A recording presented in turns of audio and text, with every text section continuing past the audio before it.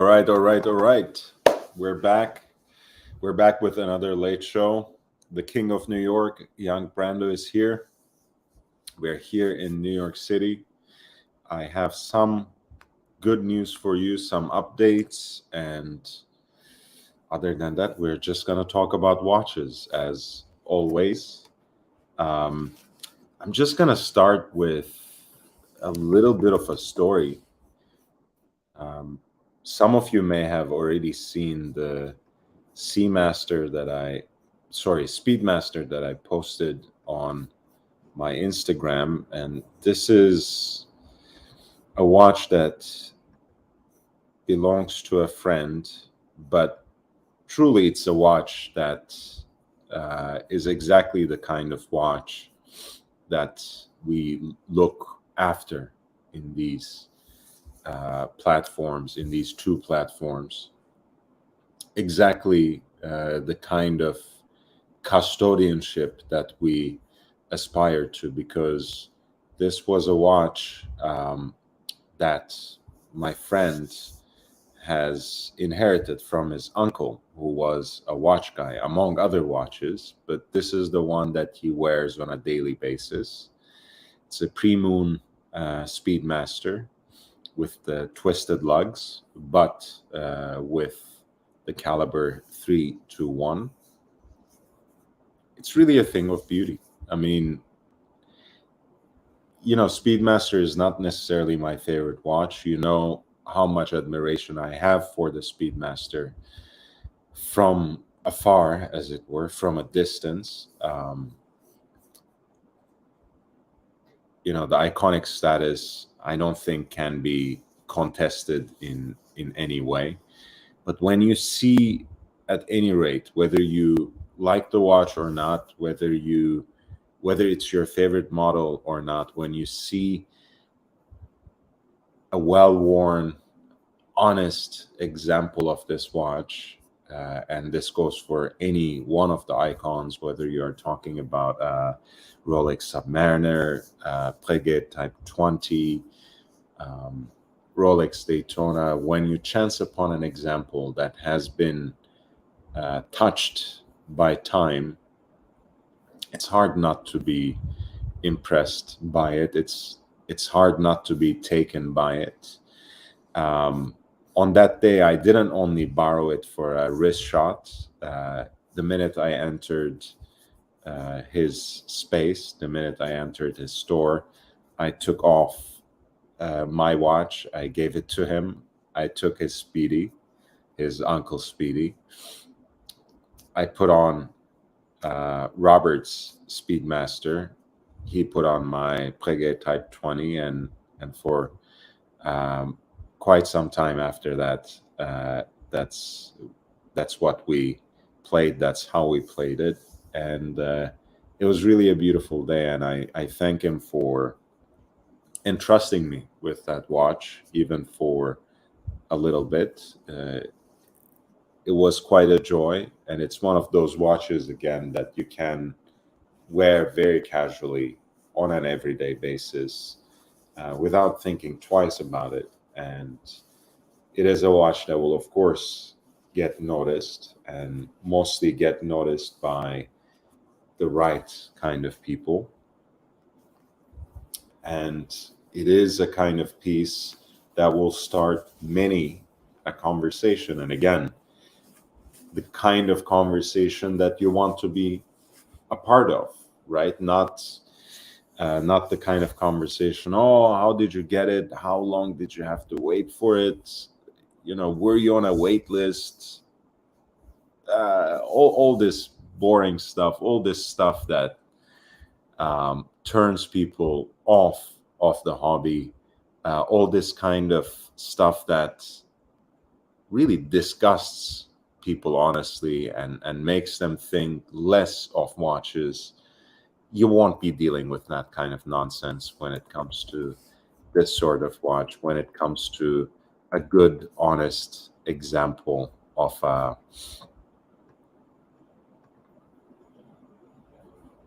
icon. The word gets thrown around so much, but I think a pre-moon Speedmaster, that's an icon. There are no two ways of going about it. There's no other way of slicing it. That is an iconic watch, and it really, really deserves that place in the pantheon, so to speak. So it was really a beautiful day. It was great seeing my old friend, um, and even better that we could bond even further by enjoying each other's watches and getting another perspective through that vicarious enjoyment.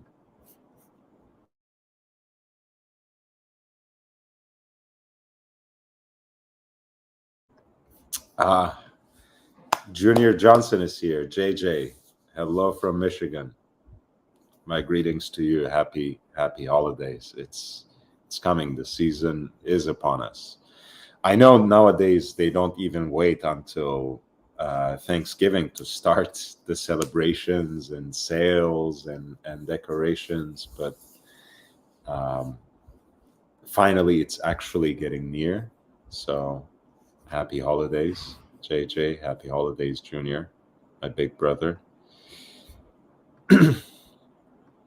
Yeah, this was a beautiful piece. I really did enjoy it, and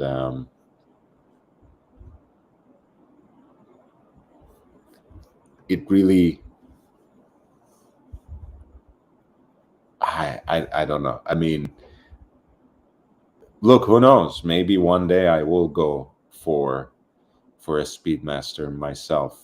I really don't see a place for it in the collection when I have my Type 20, but who knows? Who knows? Maybe I'll go with something from the 80s, close to my birth year or something. That could always be an option. But yeah, I mean, look at this thing, on that vintage style um, leather strap with those double end stitchings. Fits really well. Fits really well. You can wear it with just about anything. You can wear it with an ensemble like that. You can wear it just with that denim shirt with the sleeves rolled up. You can wear it with just jeans and shorts, or like a polo shirt and khakis, whatever. Speedmaster is that kind of a watch. It almost wears itself. It's really a thing of beauty. JJ says they had stuff for Christmas out at Halloween. Yeah, this is how it is nowadays, man. It's the earlier the better. So we'll we'll talk about, again. Let's start with something that's a new release, a very wearable watch, and a very affordable watch. This is the Timex S1. It is a 38 millimeter, so very, very wearable piece. I just want to try to see.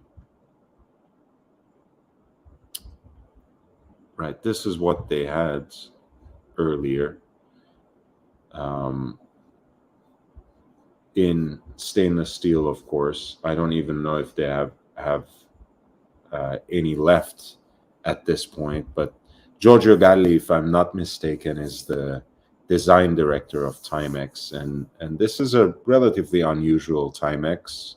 Sticks for the most part to the classic dress watch design, so it's not necessarily alien to Timex. But if you associate Timex with the Weekender, which is kind of their best-selling piece still, I'm sure, um, this might catch you off guard. It's a mechanical watch.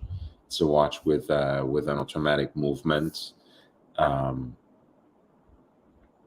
And it's a no-nonsense watch. Again, simple stick markers, baton hands, and a centrally deployed second sand with that synthetic ruby at around 6 o'clock as just that little bit of decoration or flourish. They used to have it in a gray dial, green dial, um, and blue dial. They had fancy names for all of them. The blue dial is apparently still available. Atlantic Blue at 450.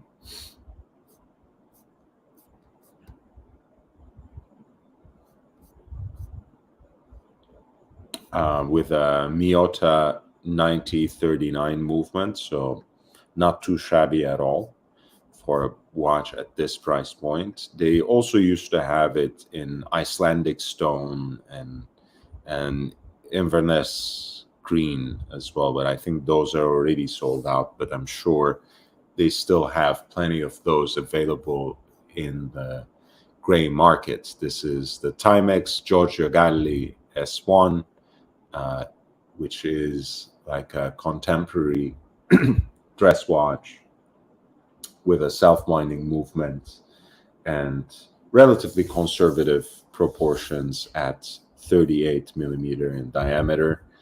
I want to say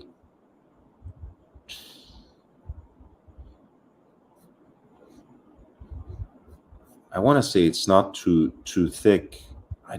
I don't know what the measurement is. Let me double check that for you. Roger Gadlis one. Yeah, it's under 12.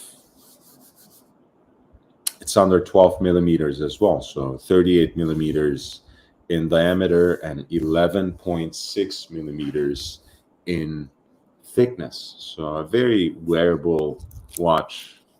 Could be a great dress watch, could be a great watch for the office, could be just an all-rounder and a daily driver for a lot of people among us. And maybe, it can also make an interesting gift, a stocking stuffer, for someone in your life whom you would like to see wearing a watch, but who is not necessarily a watch person. This is something that can pull off that kind of duty. And the reason I'm bringing this up is because they just came out with 2 new models that are perhaps a little more oriented toward watch people and toward collectors. And this is the so-called Edition 2. I have been touting the horn of blackout watches for a while now, so one of them is particularly pleasing for me. This is it. I don't know if they have a fancy name for it. I think it's Black Onyx, is it? Yeah, it's called Black Onyx. And not only does it have a kind of rubberized band that goes with it, but it also has a rotor that's similarly blackened as well, and that can be glimpsed through the sapphire crystal back, and has this kind of interesting keeper,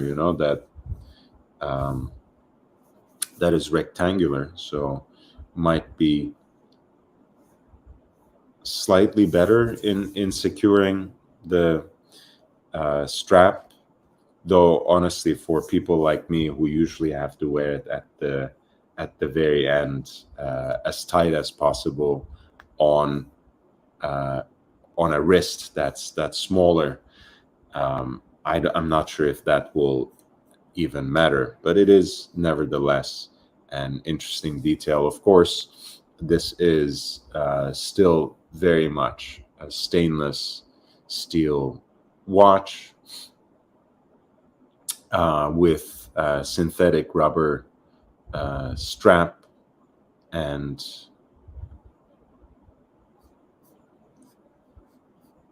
and with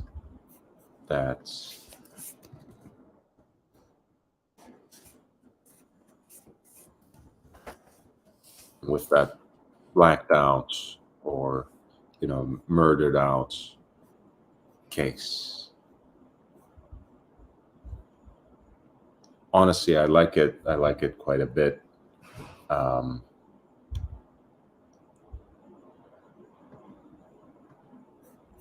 There is also a black and gold option that has a similar design idea,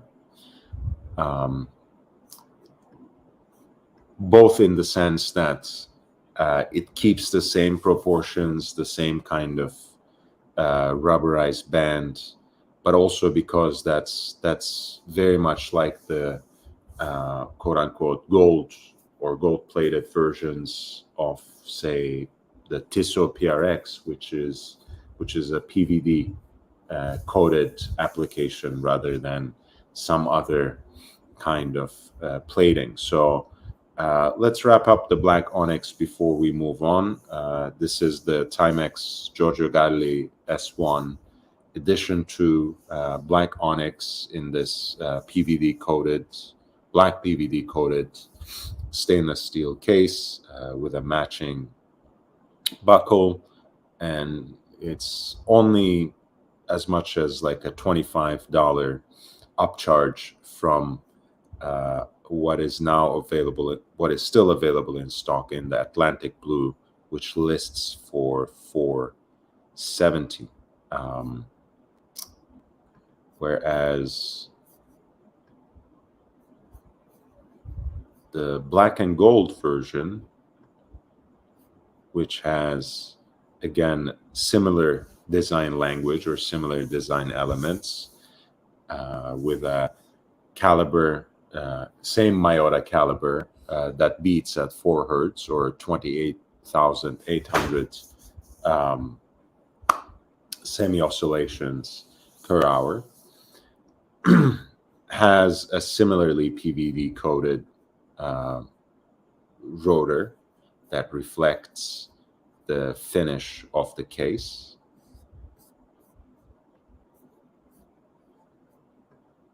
And the case itself, I think, has a very nice design. Again, that you can't usually find at watches at this segment, right? At least not at this level. I mean, one of the great things about these sorts of brands, of course, when you're talking about Timex or Swatch, is that their production numbers are high enough that they can pull these things off at a level that still remains affordable to a wider range, or to the widest range of people. So you have this kind of scalloped out, hollowed out lug design, and you have a center case that has this sort of finish also on its case band.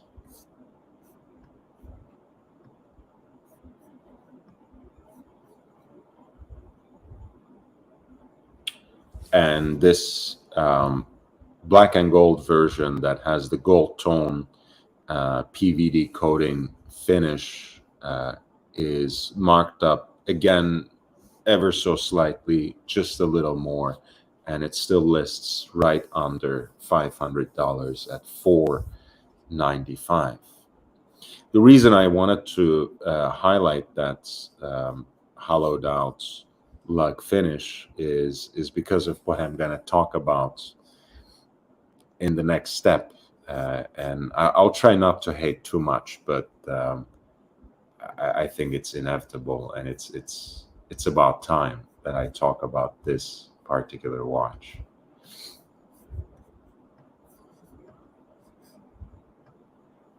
Hey JB, nice to see you, man.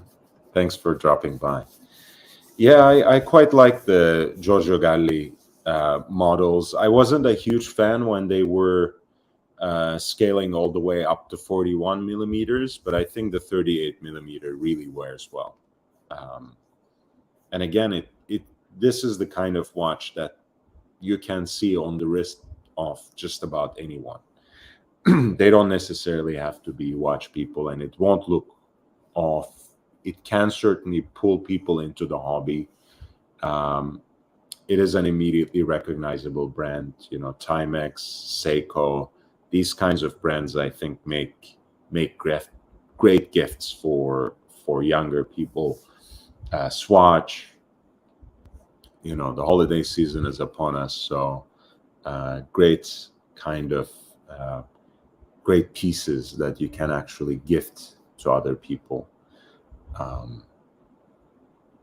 So I thought it would make sense to bring it up.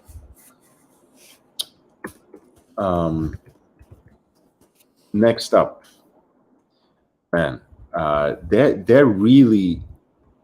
they must really be having a hard time to move this particular model. They must be so desperate in trying to sell this model, code 1159, that they have to introduce a new complication into this case at the rate of once a month at this point. People keep saying, of course, oh, you know, this is going to be a future collectible. Oh, it's been a great hit, actually. You know, everyone is asking for code 1159. But you all know that it's bullshit. Unless you are actually an insider with AP, you have hung your hopes on getting the watch you actually want, which is probably for 99% of the time a Royal Oak. They made you buy a bunch of these, or you are a kind of reseller, the kind of gray market profiteer who tried to corner the market on a particular model or design, which in this case happened to be code 1159 that obviously no one else wanted to buy. Of course, you are going to make up all these stories about how you have the makings of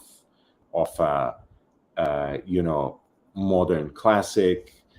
You will come up with all these stories about but the Royal Oak, even Royal Oak wasn't that much of a bestseller. It wasn't really popular when it first came out. Well, so what? Right there, can you imagine this kind of? It's not even circular logic. It's like logic completely turned on its head. So just because something was not popular when it came out means that it will for sure be popular in the future. What is that? I mean, what happened to all these quartz watches by high horological makers that were supposed to herald the dawn of a new era? Why aren't they selling at the same prices that they were introduced in, or selling at the same prices that complicated or iconic watches are selling from the same era? I'm not neglecting the fact that you have some very respectable collectors who have a sub collection, or who sometimes even focus on getting quartz pieces from Rolex, from the late 70s and 80s, Beta 21 movements, from Patek, from others. I know I'm familiar with the concept, but still, there's a reason that they could assemble those kinds of collections, because they are cheap, because no one wants them, because once every so often people start picking them up again, and once they realize why they were actually neglected, why they never took off the ground, they let them go once again. And it's only the people who are really enthusiastic about them and who don't mind having the entire circuit replaced who go back to those Beta 21 slash quartz operated Rolex and high horological watches.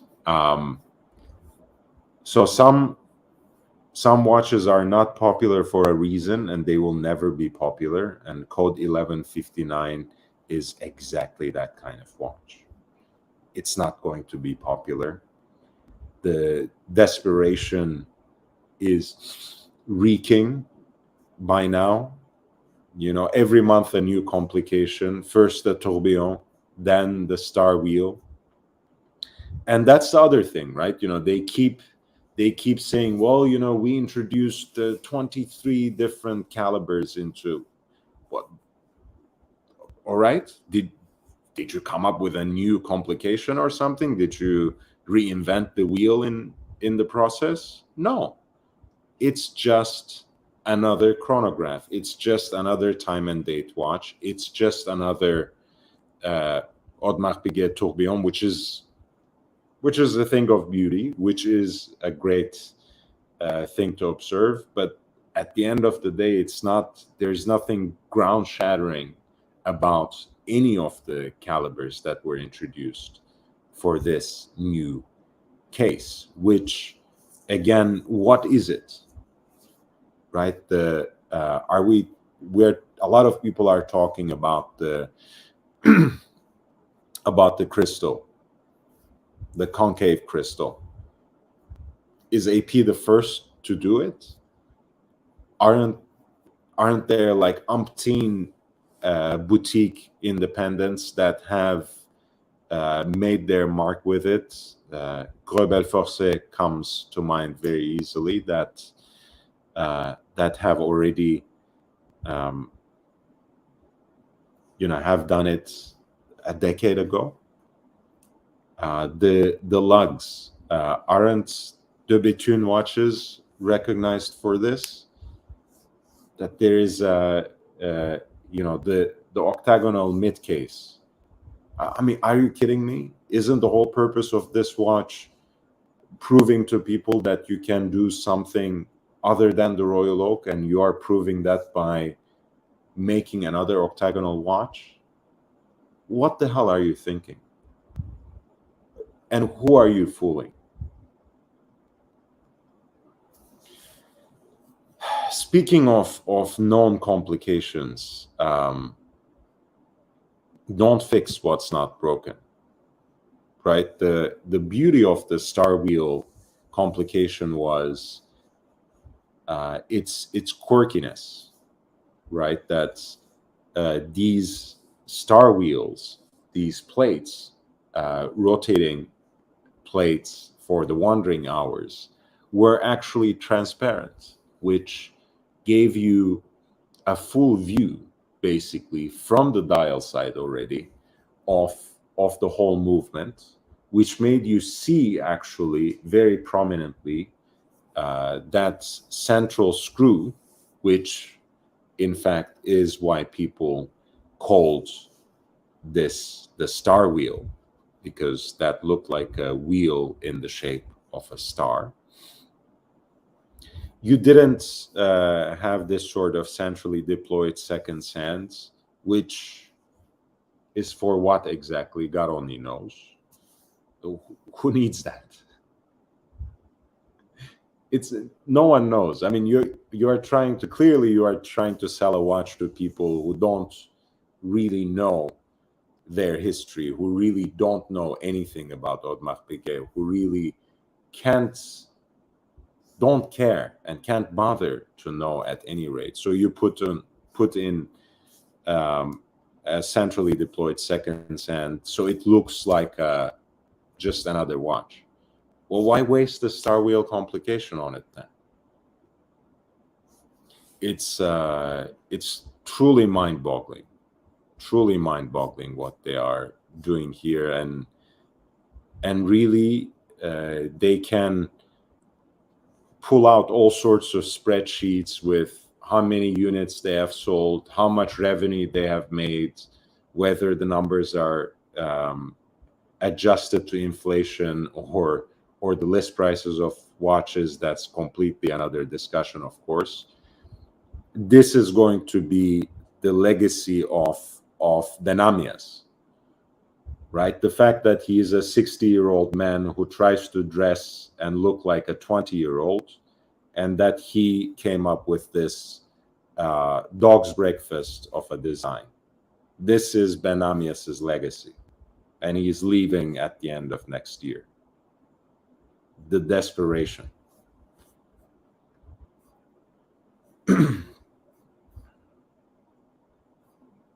The case is, the design is like the case looks more like a Michael Kors watch than an Audemars Piguet watch. Let's stop right there. If it looked like a Timex, that's at least a time-honored, well-known horological brand. If you ask me, the time-only versions of this watch actually looks like a Michael Kors watch. This looks like a Michael Kors watch to me. Would have been great if it looked like Timex. Not to mention also that the Timex costs $500, and this one is listed for $35,000. Oh, of course, but this is finished to Audemars Piguet. Well, any watch that comes out of Le Brassus is finished according to Audemars Piguet. And what are we? What is the conversation we are having here? It's it's really sad how the mighty have fallen, as they say. But clearly, this is what AP has become. The Lux from de Béthune, the crystal from Gros Belforcet, the Arabic numerals from Jaeger-LeCoultre Polaris, and you have a watch, the octagonal mid case from the Royal Oak, but you have a new watch that somehow is supposed to appeal to a new customer, which is just code for saying here is something to hold you over until you can maybe get a Royal Oak as your third or fourth or fifth watch from us. But you have to buy this one first. It's really a joke.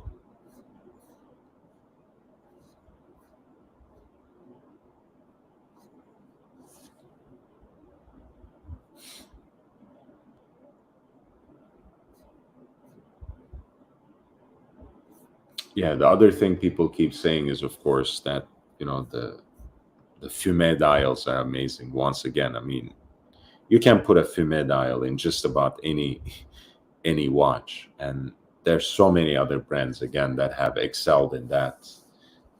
People think of H. Moser when someone says, "Oh, you know, did you see their Fumet dials?"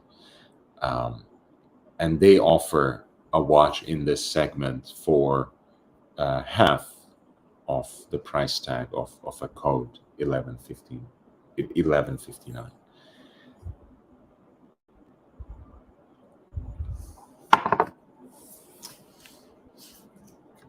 So the Star Wheel. What Star Wheel do we get? We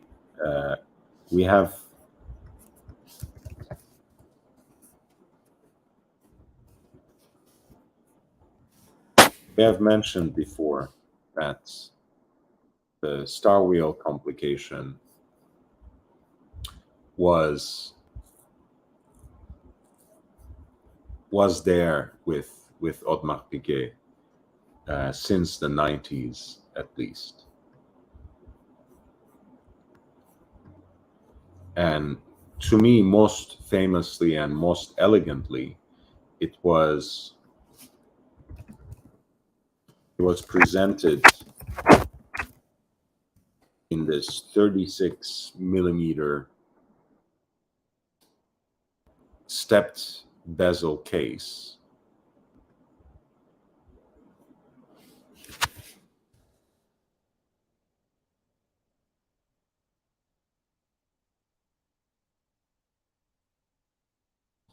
That's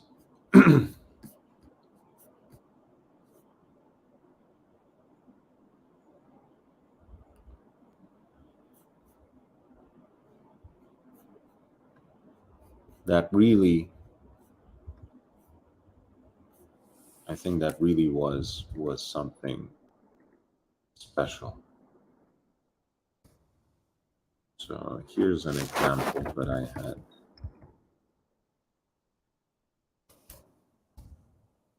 had saved.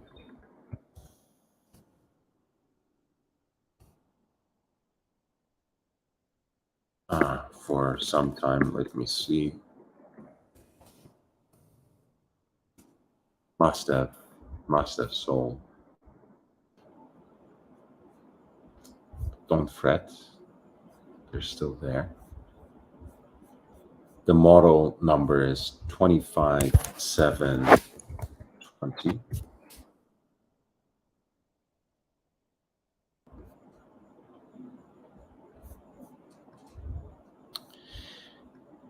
This is the same kind of stepped bezel case in 36 millimeter that Audemars Piguet so reliably used for their perpetual calendar models, such as the 5548 that is said to have rescued the manufacturer in the darkest days of the quartz crisis. There was a moment where, in fact, Audemars Piguet was the Swiss maker that was selling most of the perpetual calendar Swiss watches.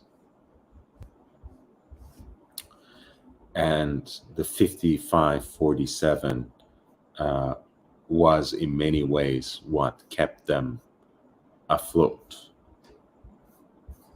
That was from 77 to 94, more or less, or 78 to 94. 36 millimeter case that was around, 7.5, 7.8 thickness.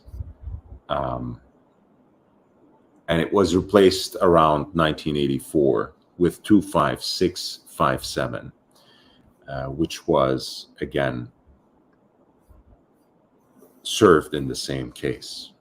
But that very case in 25720 was also the canvas for the star wheel. And you can see how the original Wandering Hours complication that Audemars Piguet in many ways spearheaded in its wristwatch version came about, and how it was presented. I think aesthetically it's a beautiful watch. It's a very very elegant and wearable watch, but it has its quirky side, right? I think the transparency of those star wheels contrasts beautifully with this kind of barley corn design on that guilloche decorated crescent that occupies the bottom half of the dial. And of course, the stark Arabic numerals, stark serif Arabic numerals of course, the minute display at the upper half of the case, or at rather the upper third of the case, I should say. These watches are interestingly still relatively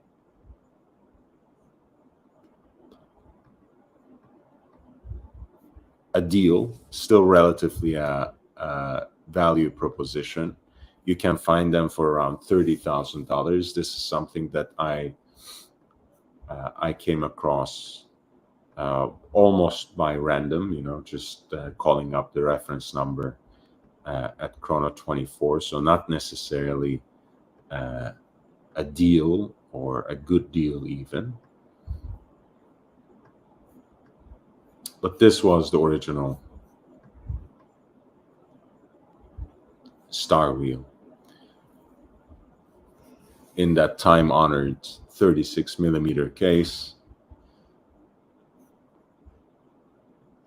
Step bezel, guilloche decorated lower 2/3, and three transparent wheels for the wandering hours complication. That has given so much in terms of inspiration to today's independent makers, such as Ullwerk, such as H. Moser Company, and many others.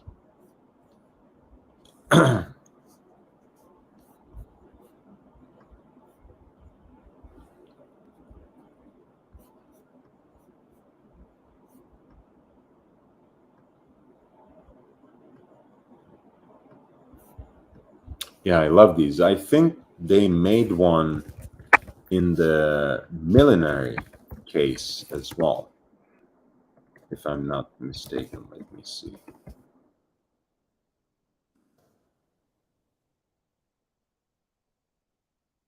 That may have been a limited edition.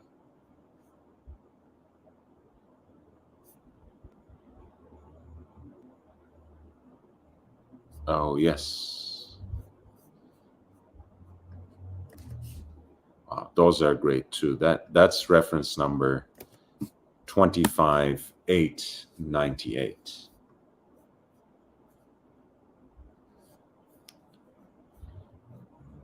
It's in that elliptical millinery case.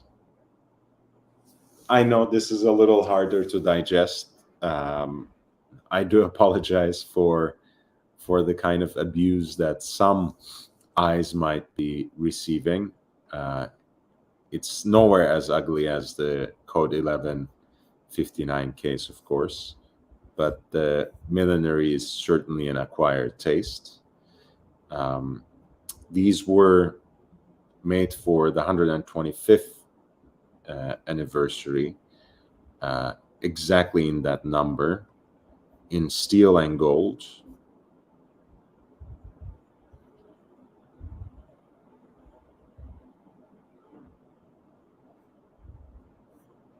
And this is apparently the stainless steel version with the blue dial. These will go for a little more, of course, but this is one that is seemingly in a pristine condition, so could always be an interesting model to keep in mind. So we have looked at 25720, which is kind of the more common neo-vintage Audemars Piguet Star Wheel reference. And we also have the 25898, which is the 125th anniversary millinery version of it, which is either with that blue dial that contrasts beautifully with the stainless steel, or a gray dial with pink gold, or finally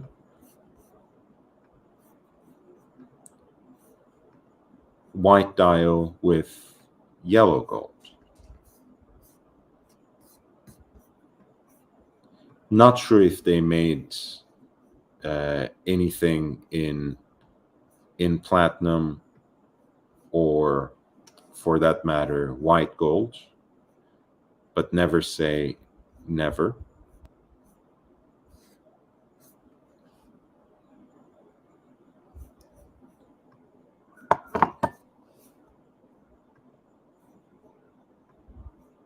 But here are some interesting examples, beautiful predecessors to Audemars Piguet's star wheel complication. And quite frankly, I like the steel one a little better, not only because of potentially its wearability, but also the fact, due to the fact that it has these extra stars in the dial that are a playful inscription of those wheels that operate the wandering hours complication, which, as you see, are markedly absent in the gold versions, the decorative stars, that is.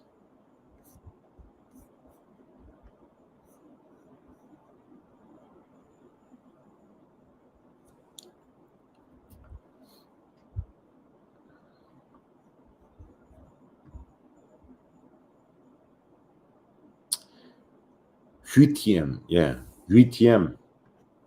I know what you mean. I like the chronographs in that series. Let me see if I have anything saved up. Oh yeah, that's again a kind of piece that dismantles some of the narratives, right? You know, we like to think that some of our current watchmakers and present constituents of the horological pantheon have come up with anything and everything. They have invented everything that is good about horology that we today know. For example, F.P. Journe introduced tantalum in the world of watchmaking in a serious way. Wrong. Audemars Piguet used it quite extensively all across their line in the 90s, as early 90s, but possibly before as well. They have used it as primary and the only case material for certain limited editions, and they have used it very widely in their two-tone applications, whether it was the Royal Oak or, as is the case here, for example, the UTM. So UTM was the name of this model. There were time-only versions as well, but this is a chronograph version that is actually built on a Frédéric Piguet chronograph caliber, date at 3 o'clock, running seconds at 12 o'clock, 30-minute totalizer at 9, and the 12-hour counter at 6, with a tachymeter at the perimeter of the dial. You have the Audemars Piguet and AP branding at 3 o'clock, but also on the bezel at 12 as well. And here, since this is a two-tone application, it is actually engraved on the pink gold part of that bezel ring. The dial is a kind of champagne color to echo the golden accents on the case. And of course, the pushers as well as the crown are from pink gold as well. And the primary metal of the case, it wouldn't surprise you, is tantalum.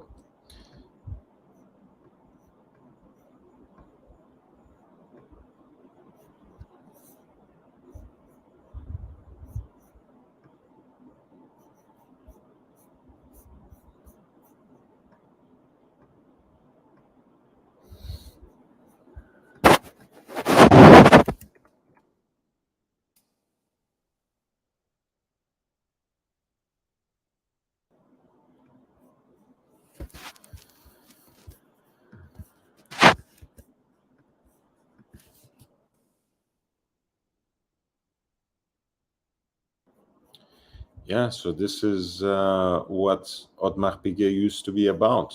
This kind of models were what pushed it through the 70s, 80s, 90s.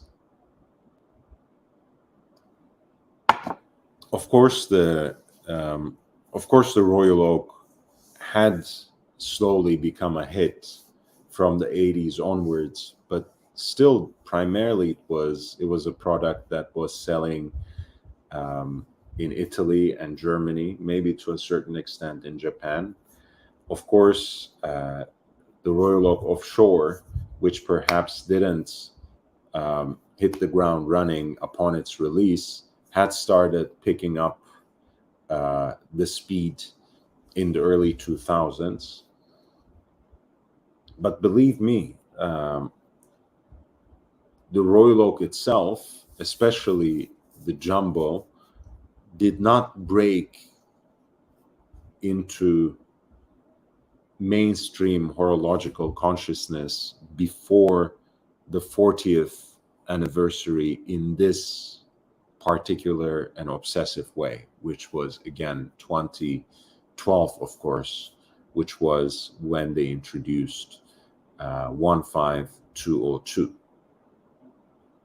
And again, those were the smart things that they did, right? AP succeeded when it stayed it's sorry about that. AP succeeded when it stood closer and as close as possible to its own roots.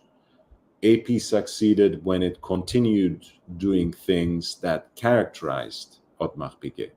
So one of the successes it did, again, was to produce ultra thin, wearable um, perpetual calendars in the late 70s and 80s, right? That's what kept the company afloat.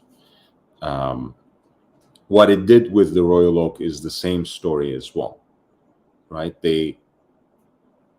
Gerald Janta gifted them an icon, and they were smart enough to stay loyal to it. Every time they reintroduced it to the line, they did it on the occasion of a jubilee, on the occasion of celebration, and they kept it as close as possible to the original specifications. Yes, at some point they changed the construction of the case. Yes, at some point they tinkered with a detail or two here and there, but ultimately, especially the model that represented the original itself, the Jumbo Extra Thin, whether it was 5402, 14802, 15202, and now 16202. It was always a faithful recreation of the original that did not stray too far from the origin.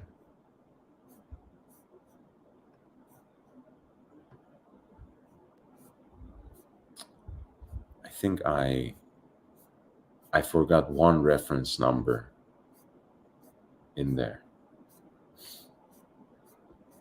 I think there's something between 14802 and 15202.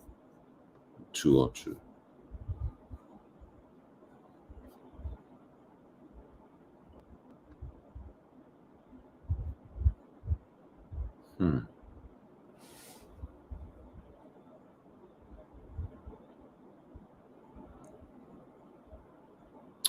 Ah, yes, yes, yes. It was 15002. That's what it was.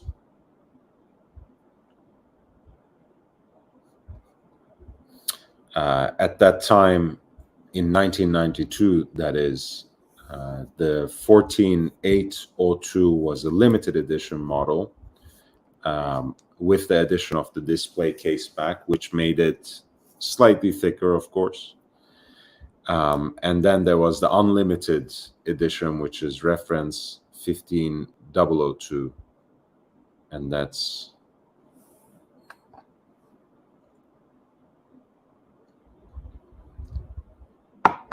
was the one that had still a solid case back, very much like that was very much like the original 5402.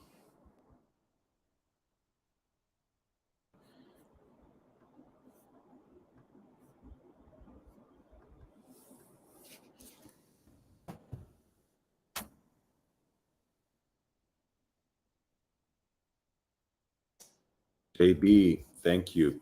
Quincy Jones Millinery is the one to get. This is the Quincy Jones limited edition model that was presented in the Millinery case.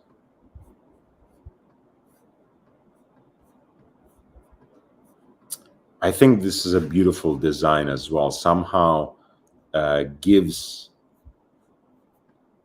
the proper due to the Millinery case too, because it has this piano-like design around the dial. I think this is a beautiful watch. If the Millinery case somehow strikes you as odd, this might correct that perception, and maybe you will look in a different way to other Audemars Piguet Millinery watches as well. That was certainly the case with me. I think it was the Quincy Jones limited edition model that made me a believer in this particular design. And still, I think the Star Wheel limited edition, the 125th anniversary, is my favorite. That was offered in the Millinery case, even though I'm just fine with the 25-7-20 version, which is in the perfectly round step bezel case as well. But yeah, this is a great watch. Thank you again for sharing, JB. SP, thank you so much. 5 Australian. Great to see that you have a super chat button now. It is great. It is great. I just wish more people used it. Maybe they don't even know if it works. Well, try it out. Try it out. It does work. Believe me, it does work.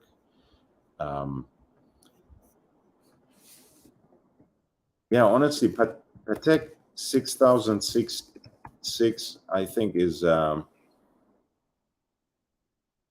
my favorite. I have to admit, SP. At a certain point in time, it was selling under retail, and then suddenly it was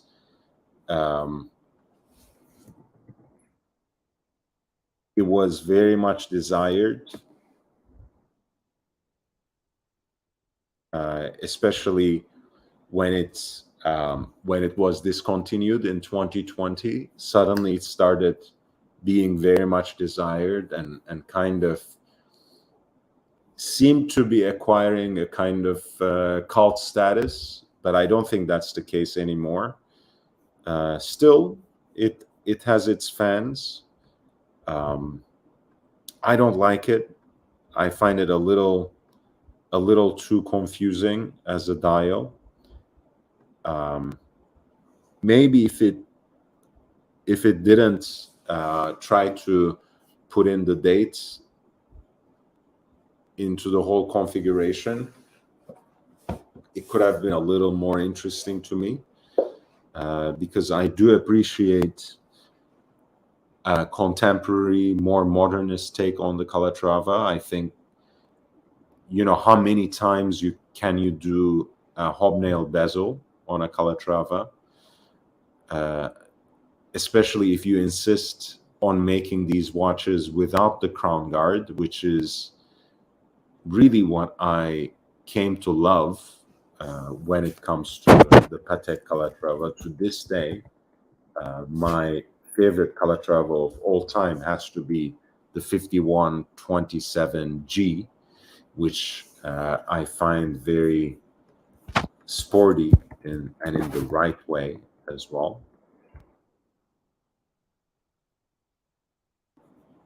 So I mean, again, I like it. I like it because of what it tries to be, because of what it aspires to be, which is perhaps a more youthful, more playful, more sporty version of the Calatrava.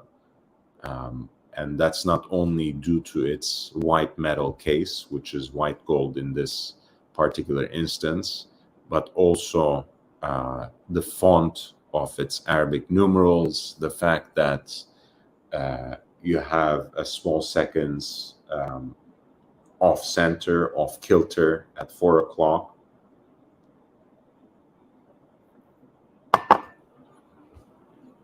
I feel the pointer date kind of takes things in a place that I don't really enjoy myself, but that's neither here nor there. I also appreciate the fact that it has base caliber 240, which is that, of course, beautiful micro rotor piece. I like it. I like it. Overall, I like it. I would still go probably for 5127G if I were going after a discontinued white metal Calatrava.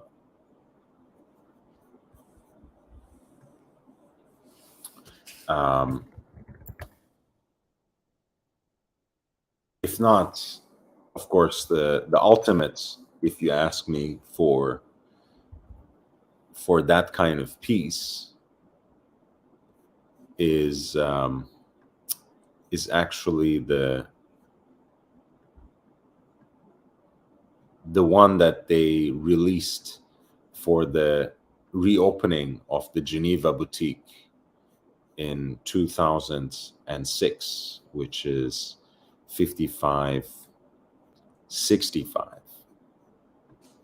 Right, that to me is an absolute grail of a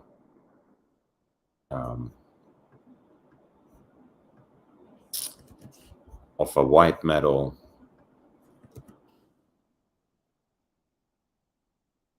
Calatrava. This was a piece that they made and released for the reopening of the Geneva Salon in 2006, 5565A. So it is actually a Calatrava in stainless steel with this rather distinct crown design that sits rather flush on the side of the case, a sector dial execution in two-tone that has the blackened Arabic numerals for the even numbers, small seconds at 6 o'clock, and loomed syringe hands, as well as luminous dots for the hour markers on that railroad track for the minutes.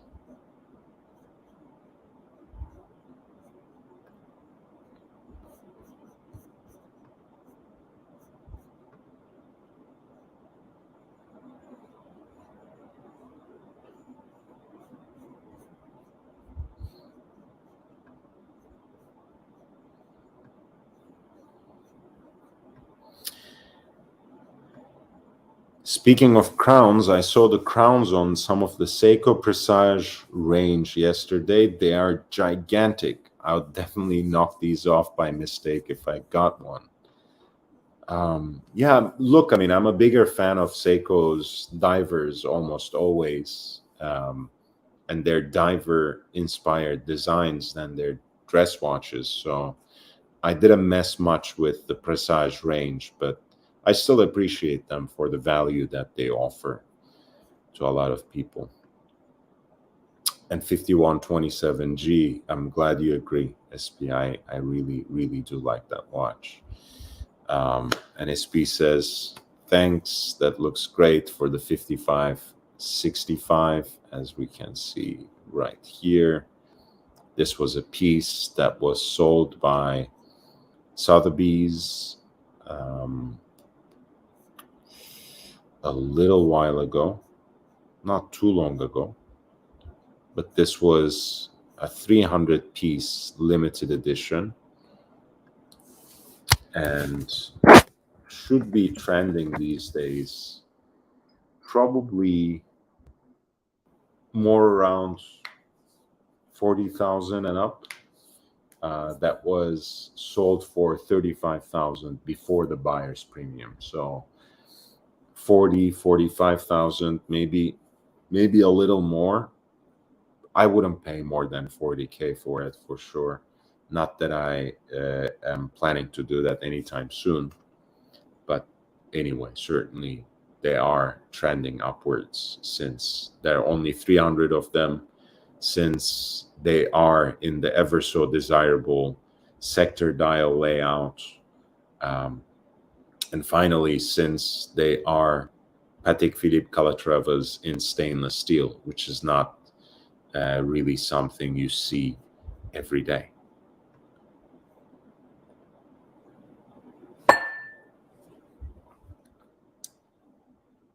Please hit the like button. It really makes all the difference in the world. And if you are just chancing upon this broadcast, please subscribe.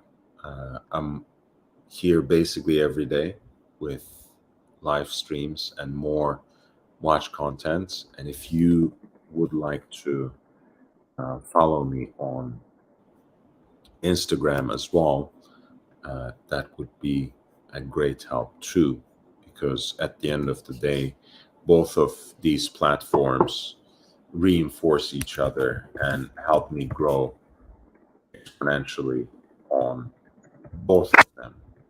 So if you are subscribed here, please follow me on Instagram and vice versa. JB says, I got the tracking number for the imports. He has a watch incoming, more than one, if I can say that. And we are looking forward to seeing it, JB, on the channel.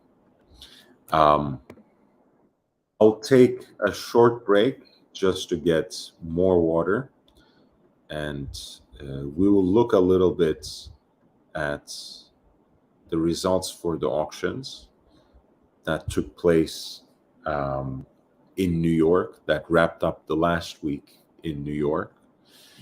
So I will start with Sotheby's, and we'll move, or Christie's, because that's the one that happened first, right? We'll move from there.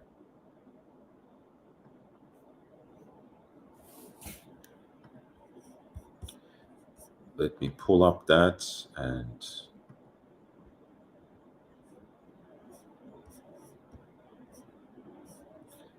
we will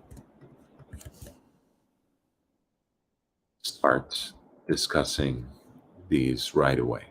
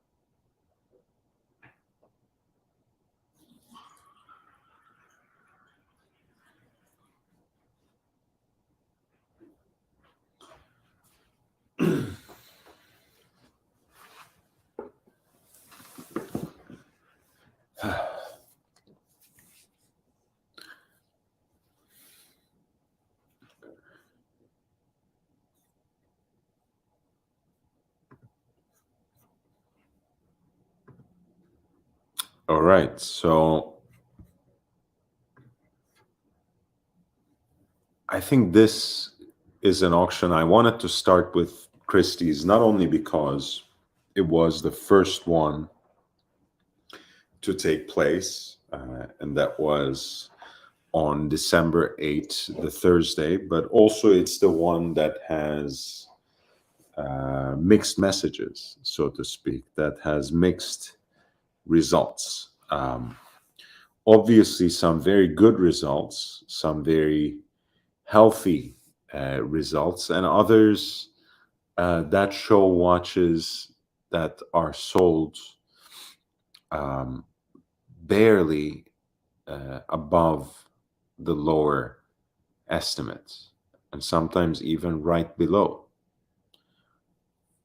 right? Like this Platinum Day Date, for example, right? Which I guess the owner decided to let go because it was old news, right? Since Rolex already introduced Platinum Day Dates that actually has a fluted platinum bezel.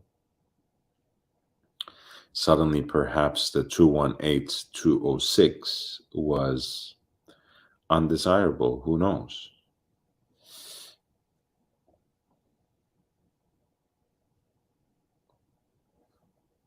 Or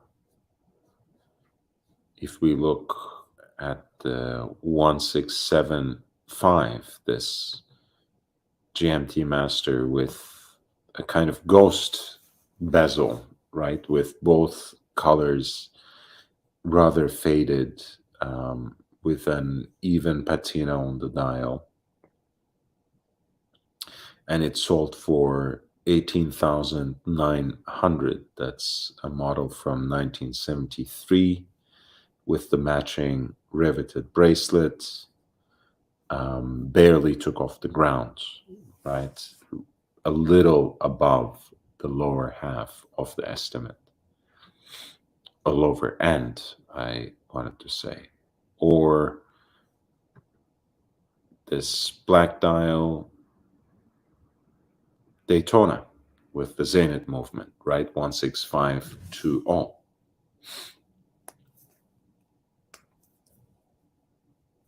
That sold for 23,940, right? Which again is above the lower estimates, but nowhere near the higher end of that estimate, which was placed at 40,000 US dollars. Now, you might say that was wishful thinking in the first place. But again, you know, a lot of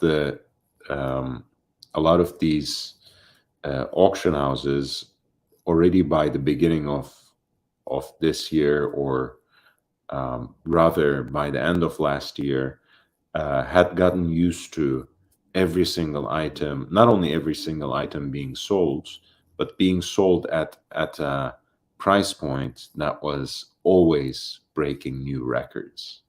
And that's not the case anymore, right? There are a lot of items that are not being sold, and if they're being sold, they usually sell closer to the lower end of the estimate, rather than closer to the higher end of the estimate. 116509, right? The Roger Federer, so to speak, the white gold Rolex Daytona with caliber 4130, in white gold with a matching full white gold bracelet. That sold at lot 7 for 32,760.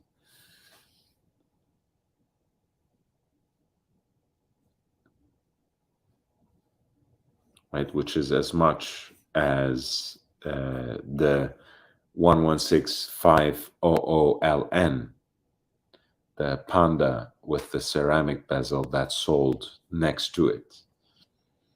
Again, mixed messages, mixed results.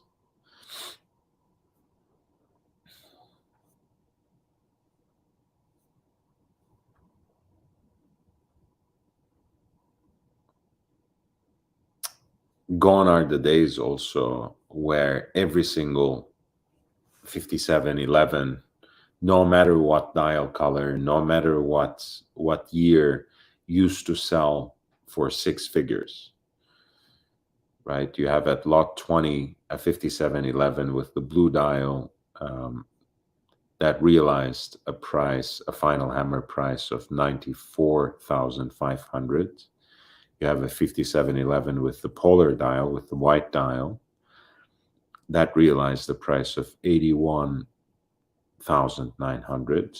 And finally, you have a 5711G, which is the white gold with the sunburst gray dial on a leather strap, that sold for 56,700. Again, it was just taken for granted that these things were going to go up and up and to the moon and always for six digits. Things are much, much more different than the first few months of 2022, aren't they? And right next to, again, these two lots tell two very different stories, where one, you have a dial color, a dial variation that had a very limited production, less than a year basically, for 5711, this green dial, that's sold for 352,800. And then next to it, you have 5059G, which is one of the most beautiful, if you ask me, and unique variations of the Patek Philippe perpetual calendar, with a hinged case back, retrograde date display that is laid out like a downward looking crescent at the center of the dial, with a moon phase at 6 o'clock. And that sold for 25,200, right above the lower end of the estimate. So potentially right above the reserve as well. Though the reserve, of course, does not have to coincide with the lower end of the estimate.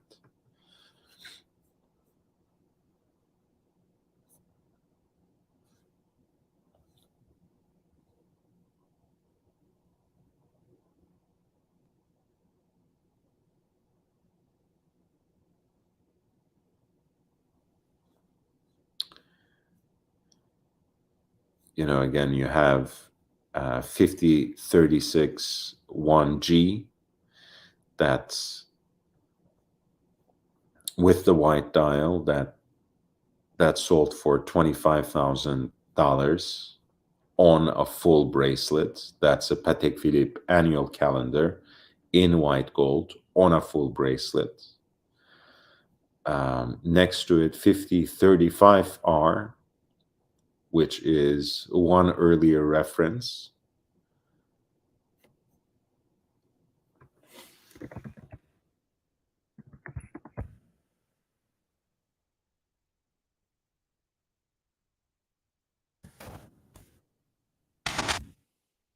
Which is the one earlier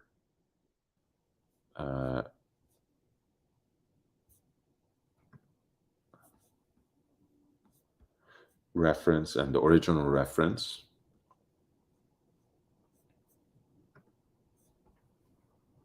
And that sold for less than $20,000. I mean, imagine 18,900.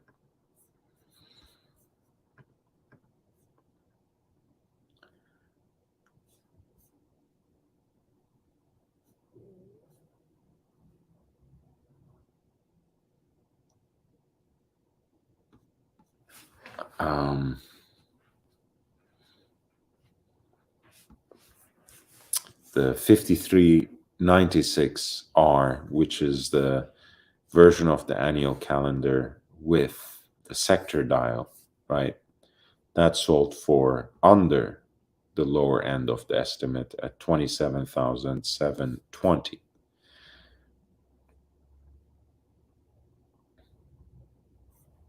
Lot 36, which was the 5098R, the Gondolo, which did not sell, the Gondolo in pink gold. The Gondolo in platinum, 5098P, sold right above the lower end of the estimate.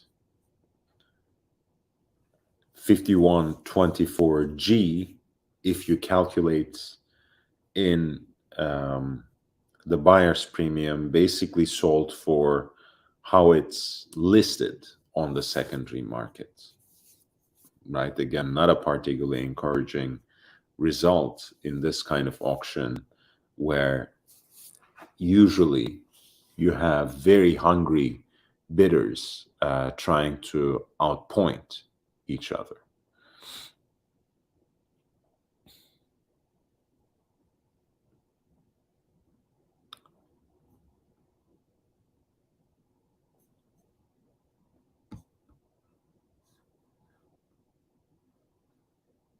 Of course, you have with 591, right, which is a pink on pink Patek,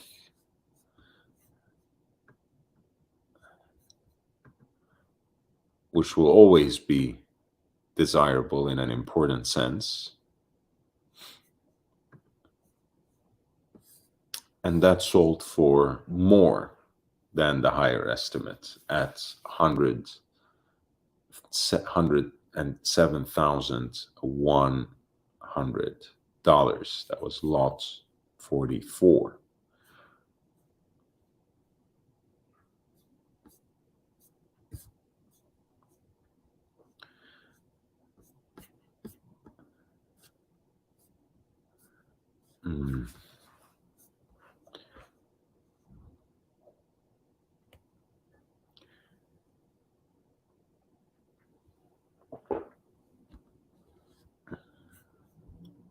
The diamond encrusted Patek Philippe 24 did not sell. The diamond encrusted Piaget reference 9131 actually sold under the lower end of the estimate.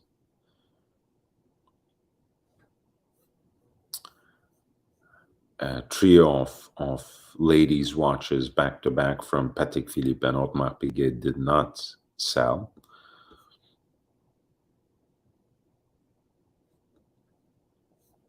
And then you have very special pieces at lot 53 and 54 successively by Gérard Jatta and Piaget that sold for quite respectable numbers compared to their estimates.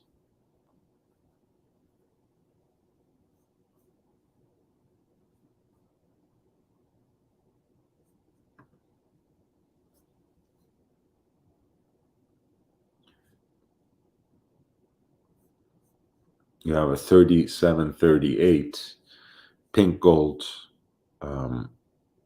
golden ellipse with a brown sunburst dial that sold for right above its estimate, which is, by the way, still, at least without counting in the buyer's premium, a decent price for the model.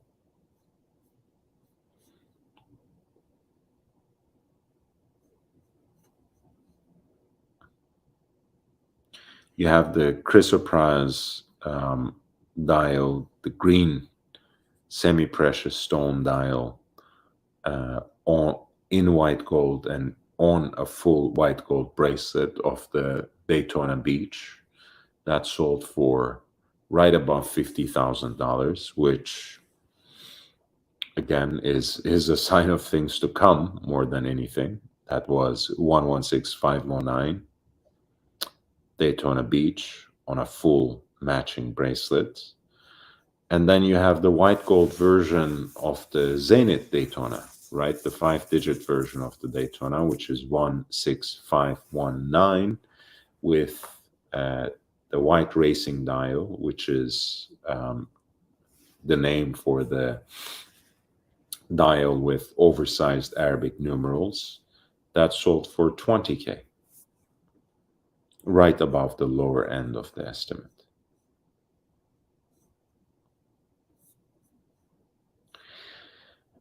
That being said, the 6-digit version of the white gold Daytona with the meteorite dial did not even sell at 30,000.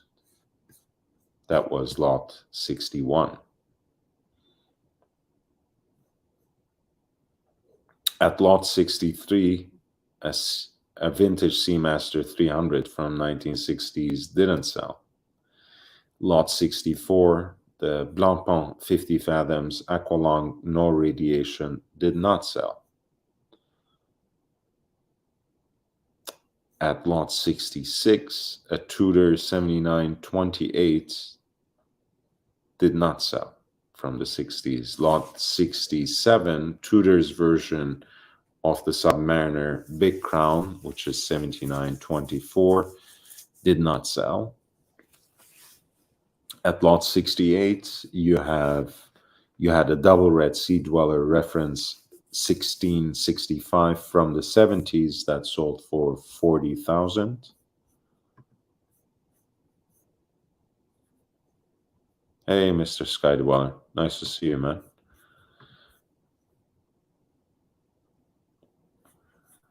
You had a big red 6263 selling for 50.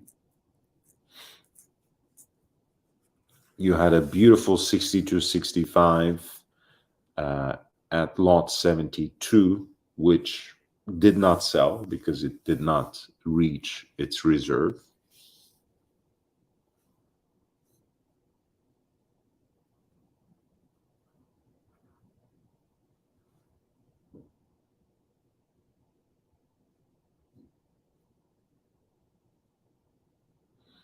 Speaking of 6006 A, you had the 6000 R that sold for maybe as expected 22,680.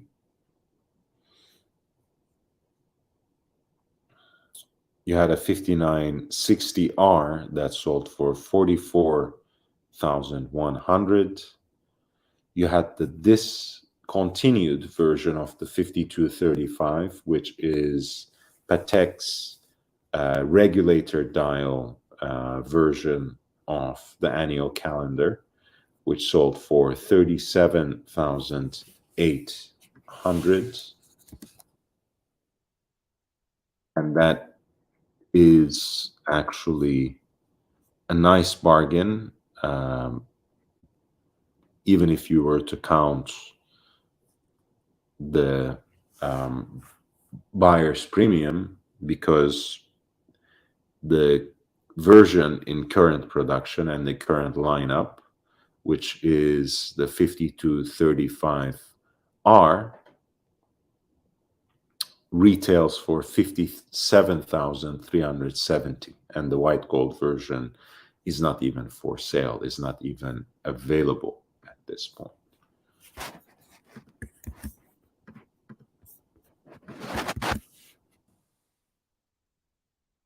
Okay, you like it. I'm so glad. So you like 72 and 78.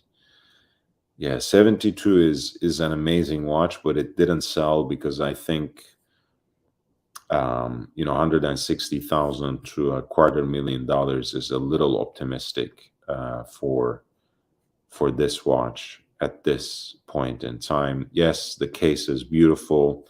It looks quite crisp. The dial is gorgeous, and especially in that black and gold, the way it patinated is not unseemly at all. The bezel is in great condition. So you can even tolerate the non-existence of a bracelet. recent service, the papers.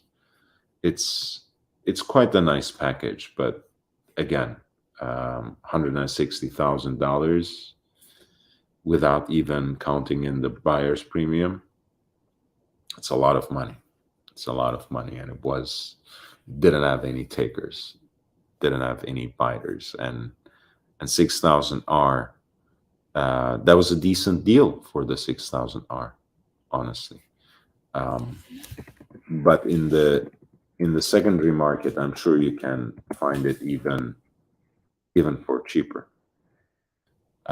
If not now, certainly in a few months. Trust me. I mean, these things are not necessarily flying off the shelf, so to speak, at this point in time.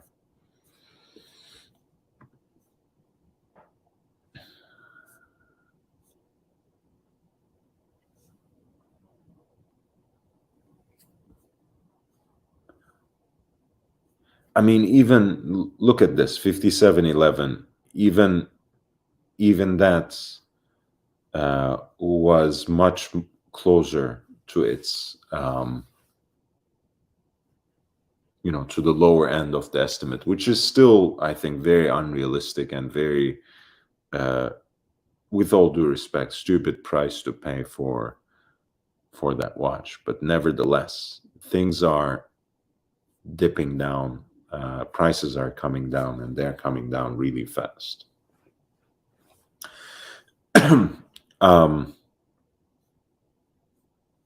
5980R, again, sold for 78,120.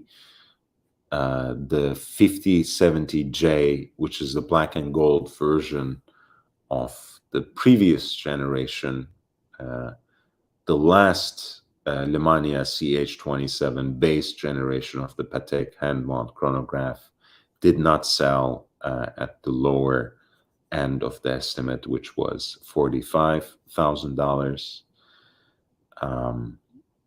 5172G sold for less than $53,000.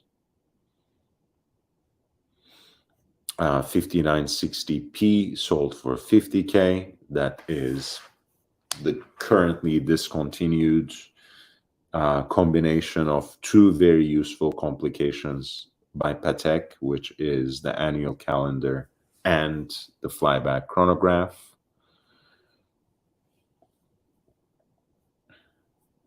The stainless steel version of it with the matching 5-row beads of rice bracelet did not sell at the lower end of the estimate, which presumably coincided with the reserve price as well, and that was $60,000.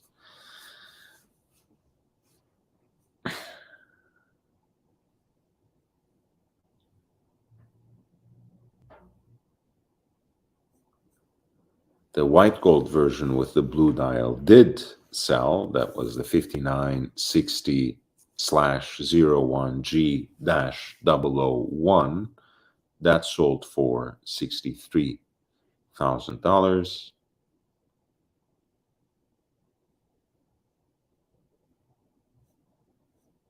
As you can see, the 5712s now in stainless steel seem to be trending for more than 5711s, especially if they have something special about them, as does this particular example, which is one retailed by Tiffany & Co.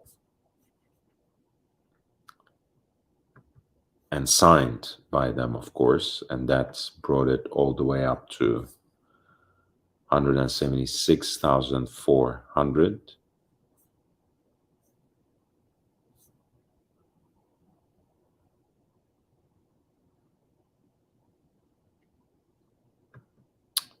And that's what I meant to say. Here is, for example, a 5711 that was signed and retailed by Tiffany & Co. That sold for $151,200.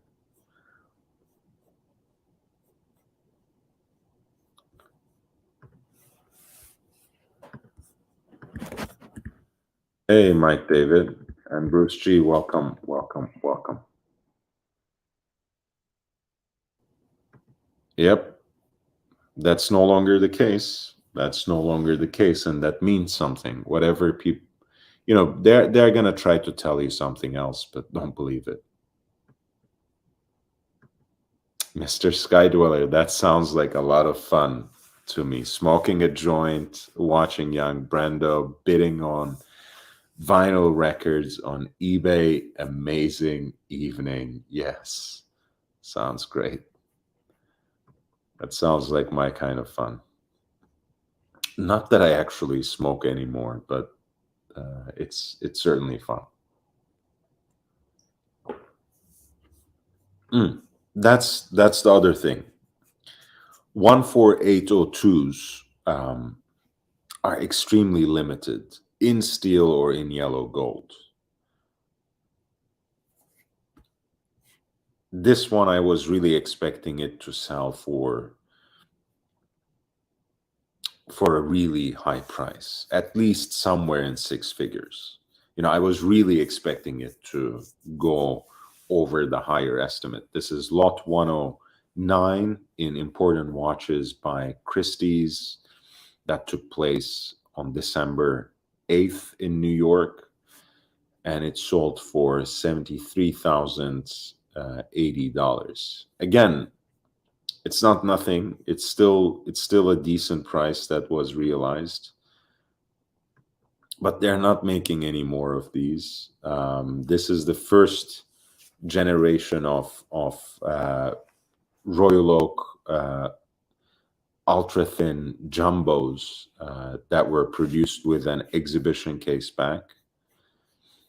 Right, 14802 limited edition. So in many ways, a lot of times they used to go for at least for even higher prices than some of the four-digit original Royal Oak jumbos. This wasn't necessarily the case for this Jubilee model, the 14802 that came out in limited numbers for the 20th anniversary of the iconic model. Interesting result again. And the interesting results add up, right? They mean something at the end of the day when so many of them come together.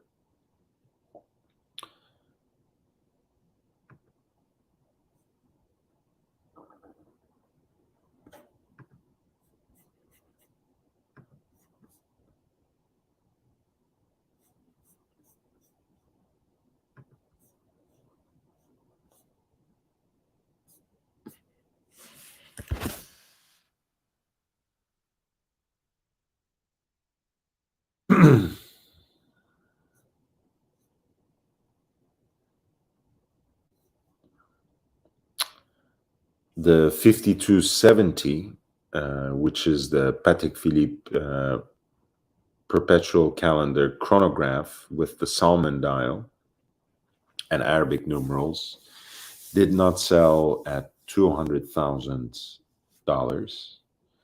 That was lot 116. So a lot of interesting results, a lot of telling results.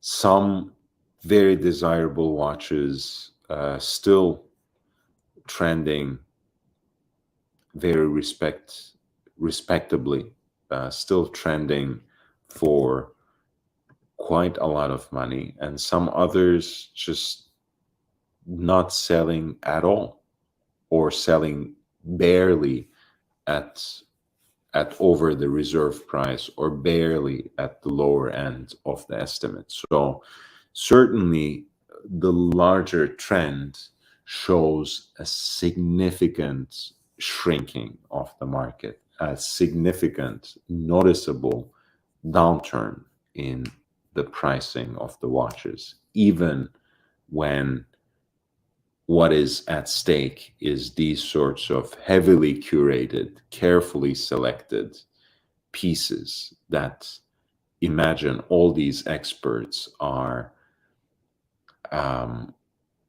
searching the world over. People the world over come to them to offer them the best examples. They pour over to choose this example over that, and put together these kinds of auctions on a seasonal basis in all four corners of the world. And even then, some pieces don't sell, some pieces don't sell well, and others even end up surprising them. But at the end of the day, um, the downturn itself is not negligible. So Sotheby's, this is again in New York, and this is the auction that took part on the 9th.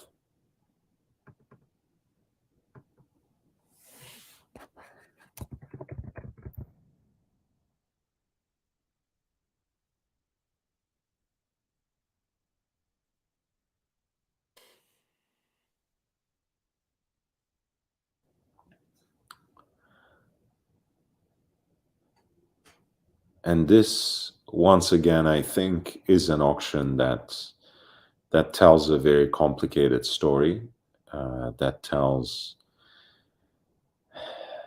sends out mixed messages, so to speak, because there are watches that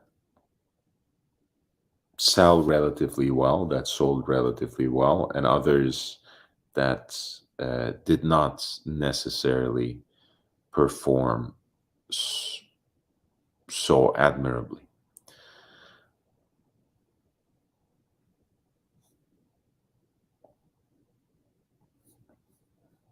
We were looking at that Jaeger-LeCoultre at lot 20, which was the piece, the limited edition titanium piece they did to commemorate their piece in Aston Martin's history, the titanium watch with the alarm function, Amvox 1, that sold right above the higher end of their estimate, which was 4,000 to 6,000 US dollars at 6,300, which I think is still a decent deal, although you will have to figure in the buyer's premium and everything.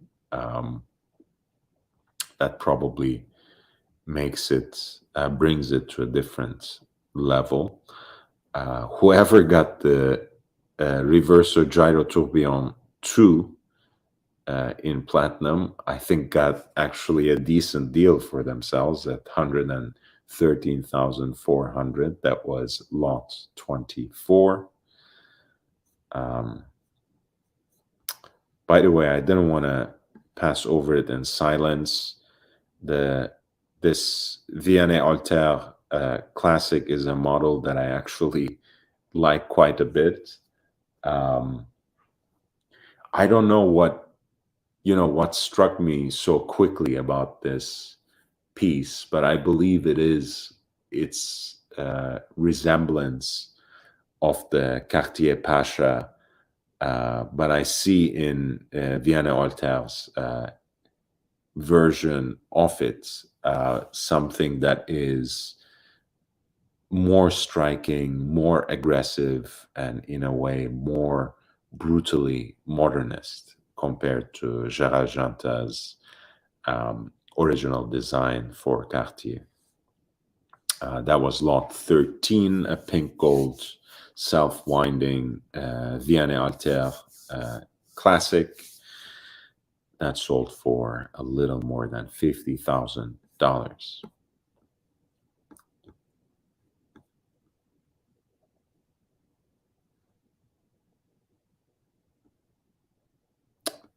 At lot 29, an FP Journe chronomètre résonance in platinum sold for $378,000.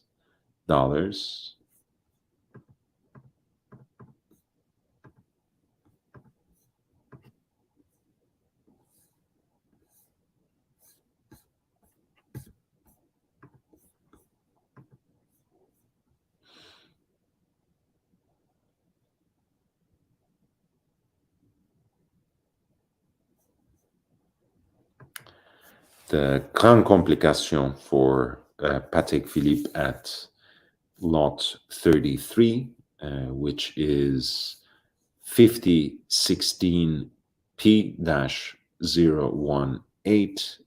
This is a watch that has everything but the kitchen sink. It is a perpetual calendar. It has a tourbillon. It has a retrograde complication that is placed at the center of the dial in the form of a downward facing crescent. Of course, the leap year indicator, as well as the moon phase indicator, but it doesn't end there. As you can see from the slider on the left flank of the case, this is also a chiming watch, and lot 33 sold for $693,000.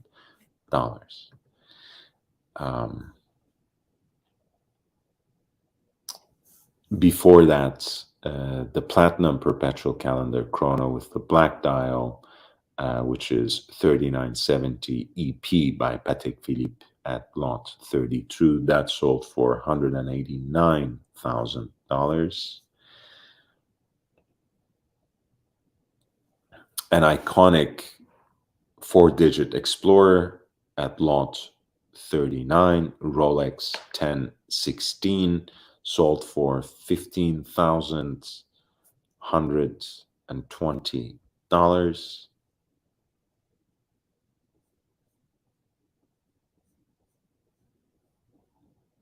Steve McQueen, a so-called Steve McQueen, which is Rolex's first iteration of the Explorer 2, the orange hand, Freccione, reference 1655 at lot 40, sold for $23,940.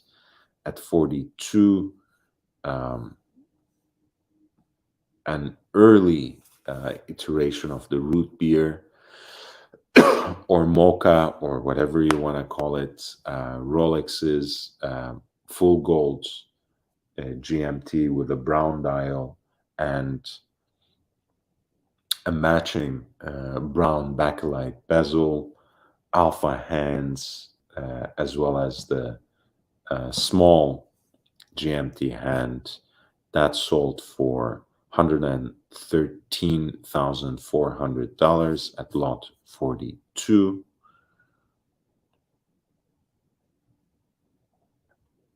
The Patrizzi Daytona sold for $50,000 at lot 45.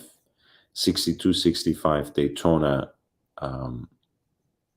sold for in yellow gold, sold for $163,800 at lot 44. 1675 GMT Master, this time with the aluminum bezel, of course, and with the more streamlined handsets at lot 47, sold for $69,300. The Paul Newman Lemon Dial, Rolex reference 6264 Daytona at lot 50, sold for $819,000.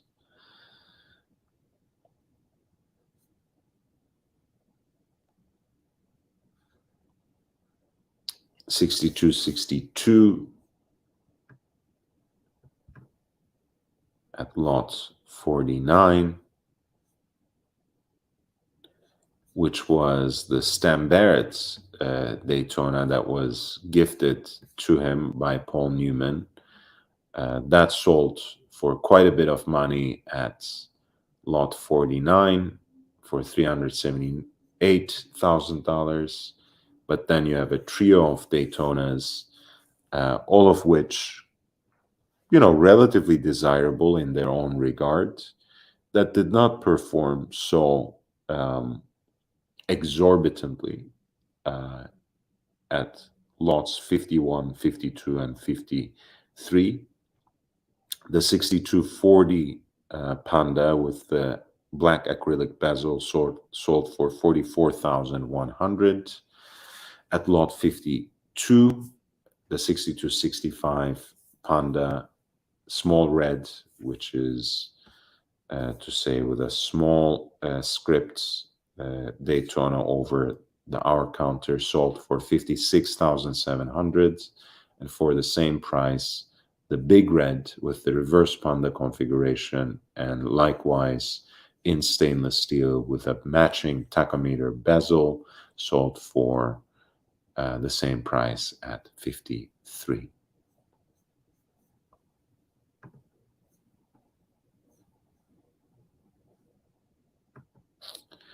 Hey, thank you, man. I love it too. I love being able to play music, but YouTube needs to do something about that, right? I'm not, I'm still a small channel, so I don't make a lot of money from AdSense, but I still don't want to just give it up by playing copyrighted music. So they need to be able to do something about it.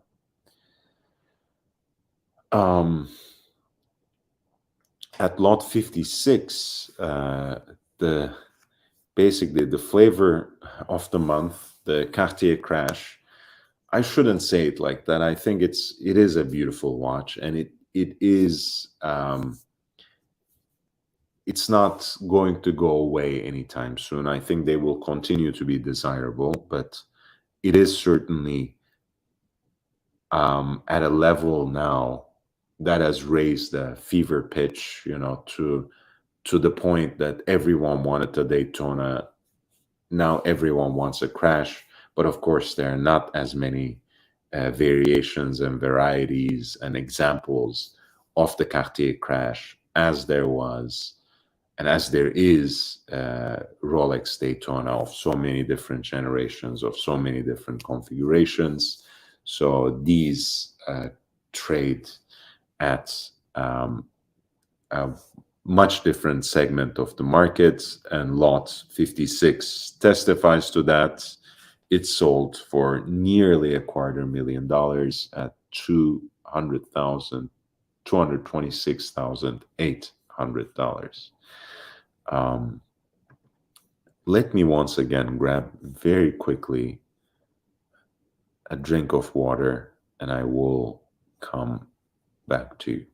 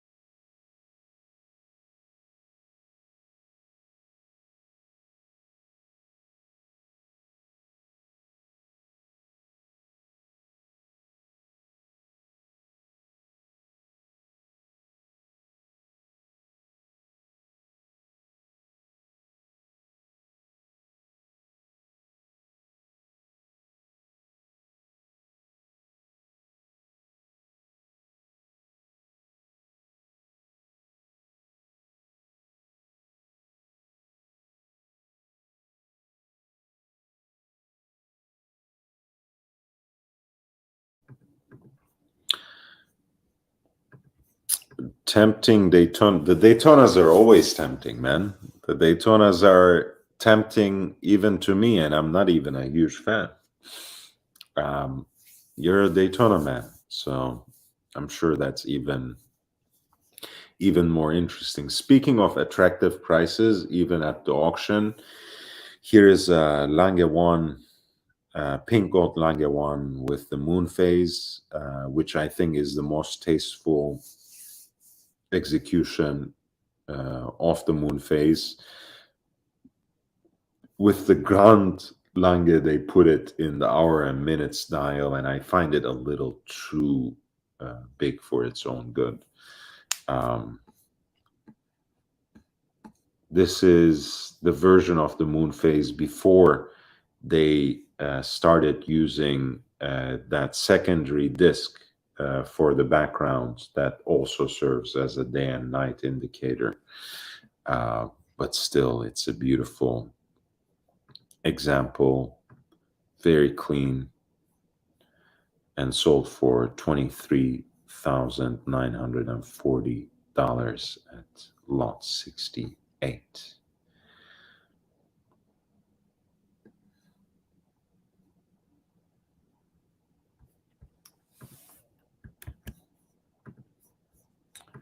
I'm going to send the link in the chat. So if you want to direct my attention to any specific example or any example from the recent Philips auction or the recent Christie's auction that we just discussed, or if you want to just send in any other watch related question, feel free to send a super chat and I would be sure to attend to it immediately. You see two back-to-back day dates at 80 and 81, a 6 digit at lot 80, 118238, that sold for 17,640, and a 18038 with a black dial, which I think is a beautiful contrast, that sold for a little more than $15,000 at lot 81.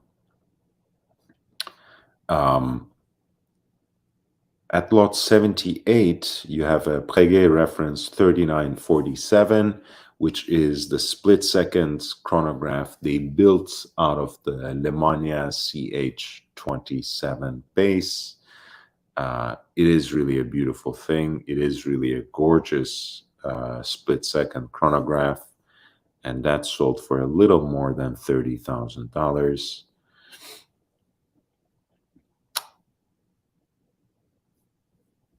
You had at lot 84 a 5512 that sold for less than 12, right under 12K, I should say.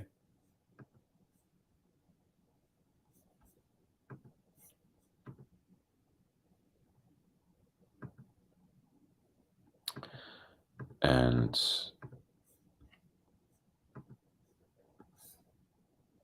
of course, this has a bracelet that's a little more modern than the watch offered, but you see it is a nice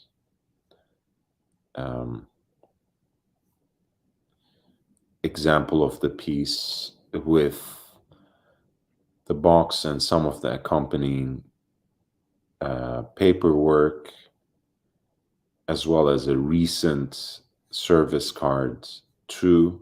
So not a bad set at all for an incipient collector who wants a vintage, quote-unquote, no-date sub in their collection. Can't really go wrong with something like that.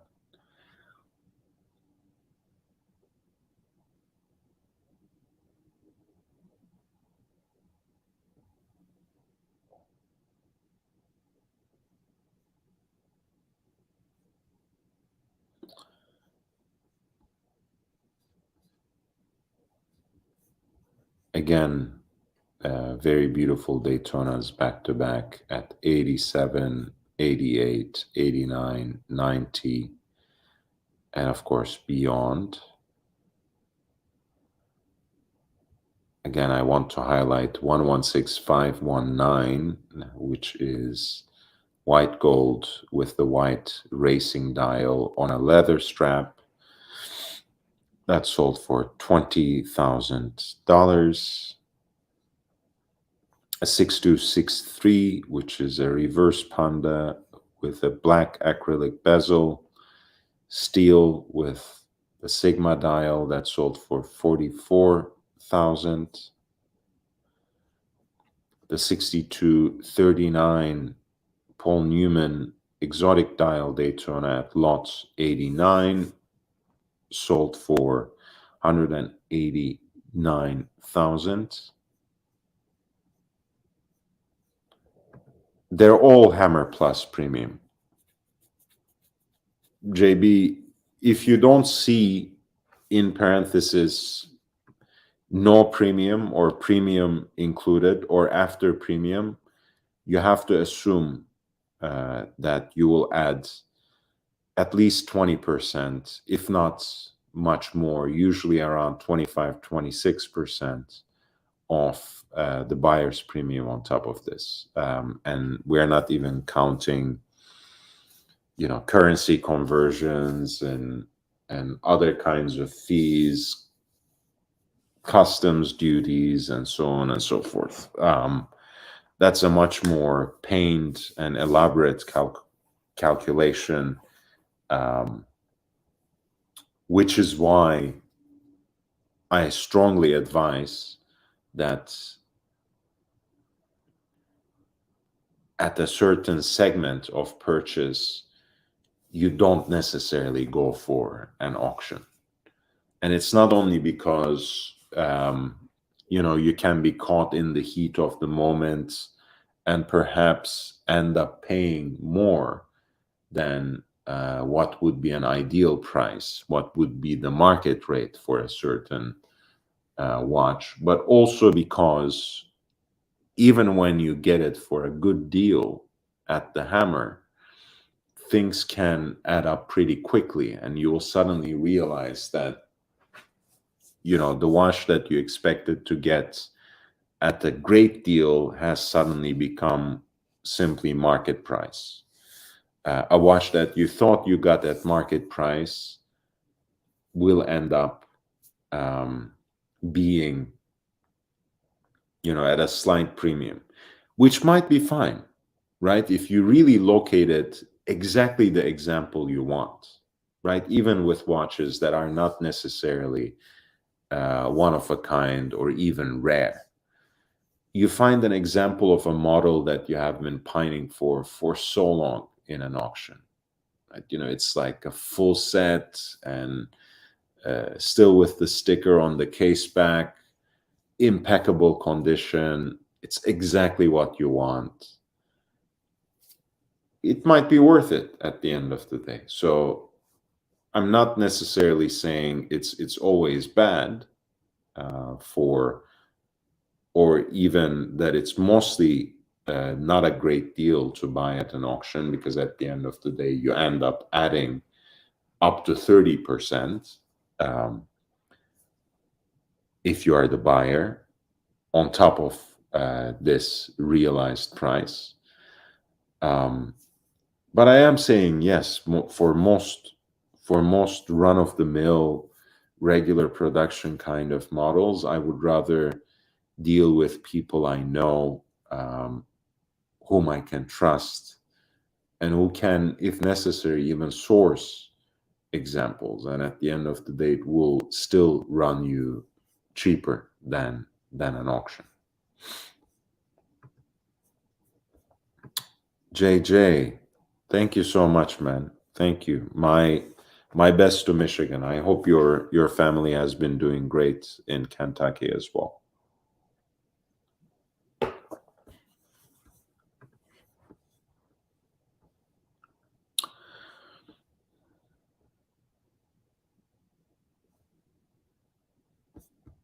The black open-worked ceramic Royal Oak perpetual calendar 26585 CE sold for more than $300,000 Certainly, this is one of the genres that continue to trend very strong. Ceramic APs, ceramic AP perpetual calendars, of which examples we have seen uh, in the Sotheby's Important Watches auction, examples of which we have seen also in the Phillips New York watches auction as well. They have sold for even more than the upper and the upper ceiling of the estimates they set for them. But those watches are more the exception than the rule.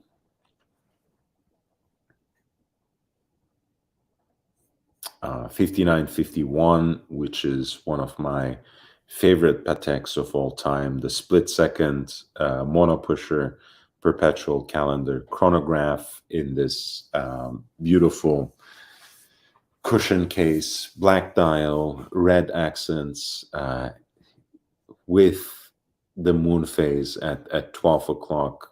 There's a lot that I completely adore about this watch, including the fact that it's in platinum. Too bad it's far out of my price point, but that is lot 106, which sold for $352,800. 5712 dash 1A dot, sorry, 5712 slash 1A dash 001 Nautilus moon phase sold for more than 100,000. The two-tone 5980 sold for 113,000 at lot 111. 5168G at lot 112 sold for 6 digits, more than $100,000, whereas the 5167A at lot 113 sold for 63,000. So more or less, well, closer to the lower end of the estimate than the higher end, let's put it this way.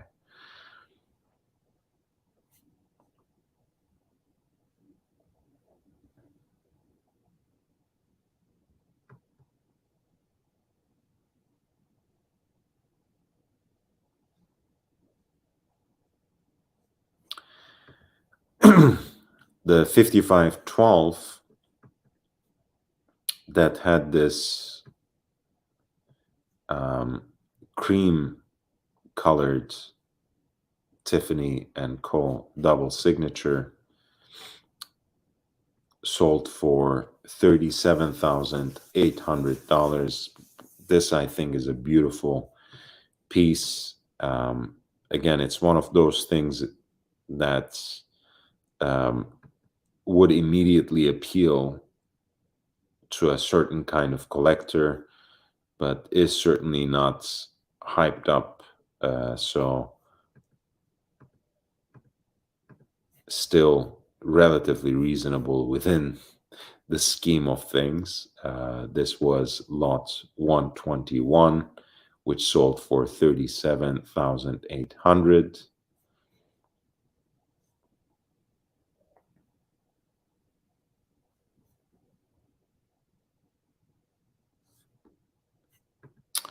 The 6034, which is a pre-Daytona Rolex chronograph with a tropical dial in black with a multimeter scale, tropical gilt dial in black with a multimeter scale,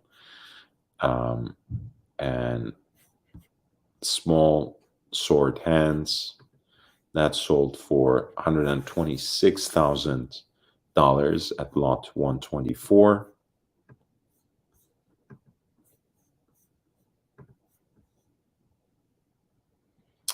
The yellow gold Padellone sold for more than $500,000 at lot 128.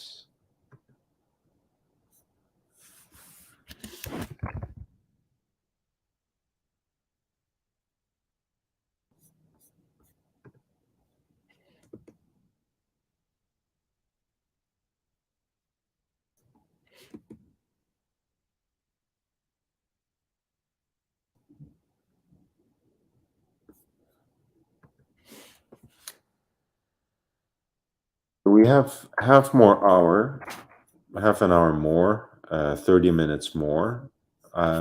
We can certainly look at the Philips auction results, which again, as a result of their impeccable curation more than anything, um, has been extremely successful. I'm happy to go through this one by one, but I just want to again note a few things. At the beginning of the year, for example, the kind of watch that you see at lot 3, which is Patek Philippe Aquanaut Travel Time 5164A, used to sell almost easily for 6 figures. Now it was estimated relatively conservatively, 18 to 36,000, perhaps also as a kind of teaser bid to draw in some hopefuls to drive the price up a little bit in at least a small scale bidding more. That sold for a little more than $60,000, which from the perspective of January 2022 or even December 2021, perhaps sounds like a bargain. But the trend is down, people. So hold on to the seats of your pants. It's just the beginning. I'm also gonna just send the link. So if you just want to have a more free-flowing watch talk, feel free to click and join the panel. I'm gonna take a small break and come right back. I just want to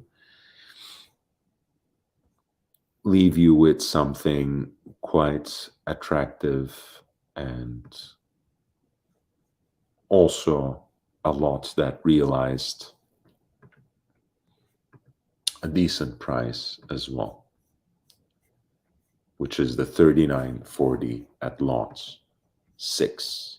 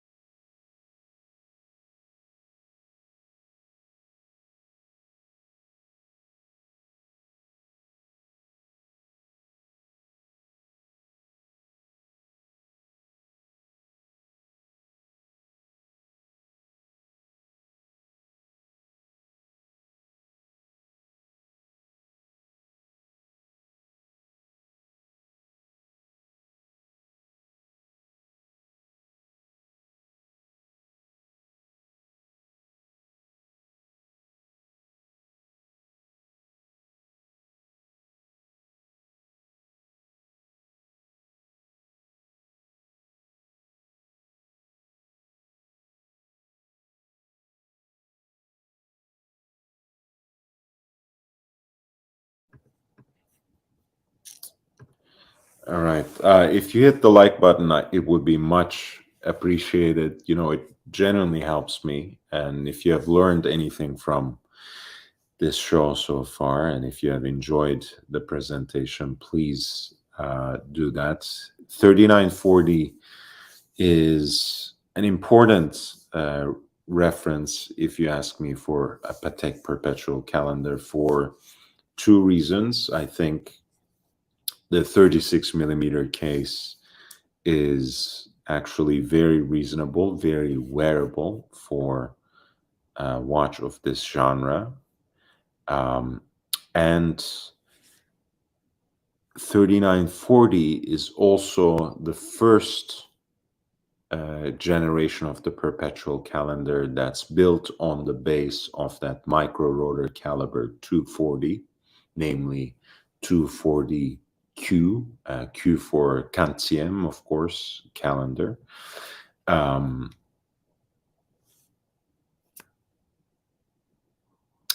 So you don't only have a 36 millimeter case, but also a very thin and elegant case overall, which makes it for a beautiful, dressy perpetual calendar by one of the best makers, of course. In this case, you also have an example that is vintage, right? For me, I go by John Reardon's assessment that 1989 presents a very important threshold for Patek, for the way that they understood themselves, for the way they propelled themselves forward as a modern brand at their 150th anniversary.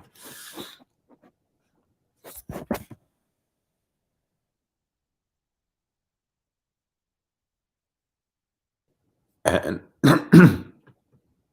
and for the way they started also, in a sense, understanding, learning from, and conceiving altogether their own past. So anything before 1989 for me preserves a certain importance, or simply anything before 2009, you might say, as well, in a certain sense, because that is the Geneva Seal period, right? So you can basically establish less than arbitrary threshold when it comes to considering Patek. Perhaps 2009 for neo vintage and 1989 for vintage. So 3940, because of its dimensions, because of the fact that it built a perpetual calendar on the micro rotor caliber, where people have said it was not possible, and also simply because it presents a period in Patek's history where things were a little more pure. This is Patek Philippe reference 3940, perpetual calendar in yellow gold at lot 6 that sold for $44,100.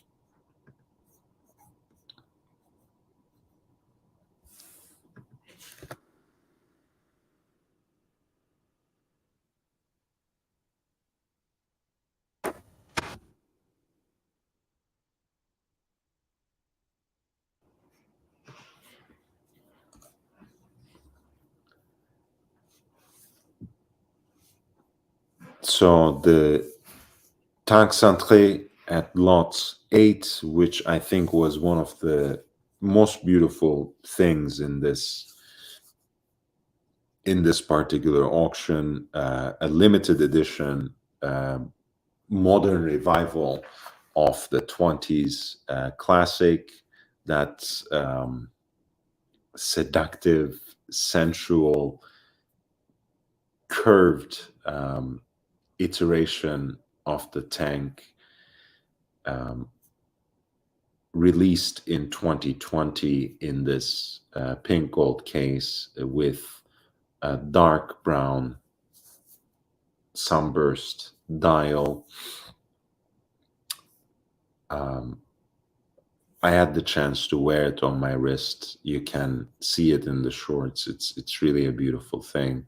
That sold for $23,940. The Cartier crash at number 9, the London crash, which had even a larger presence than the Paris one in this case, sold for almost $500,000, 453,600.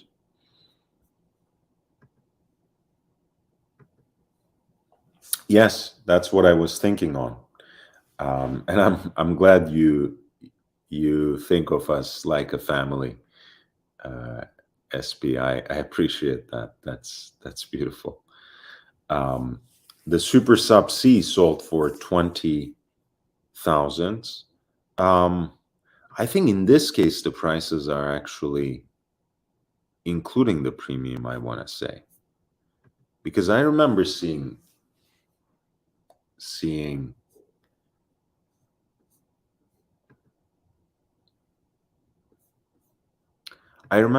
lower finalized prices for these. So I want to make sure whether this is actually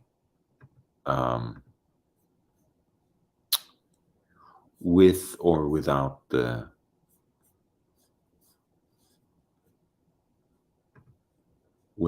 premium, because I genuinely have the sense here.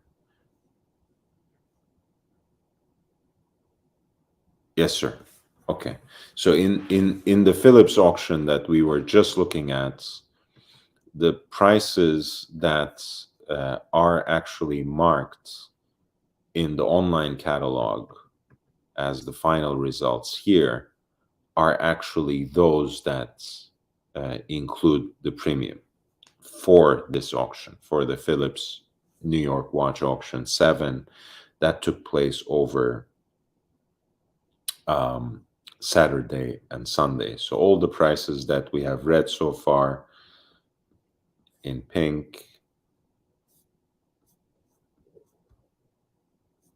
actually include the buyer's premium.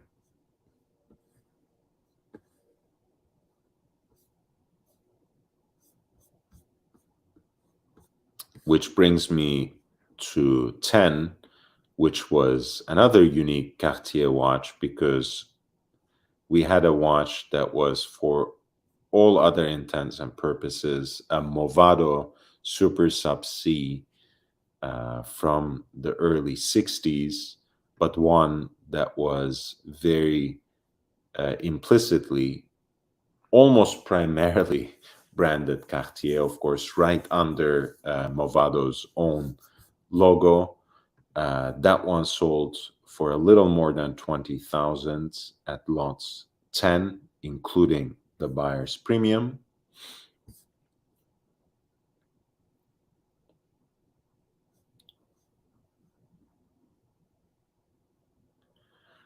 That gorgeous Voutilainen 28-R12 with strikingly vibrant blue dial sold for 189,000. The Grönefeld Principia 1941 at lot 14 sold for 44,100.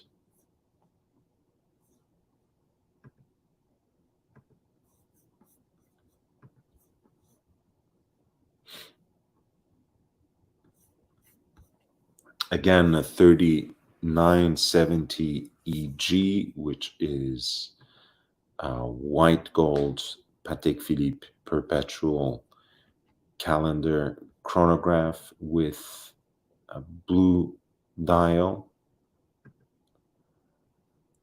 Really an amazing piece.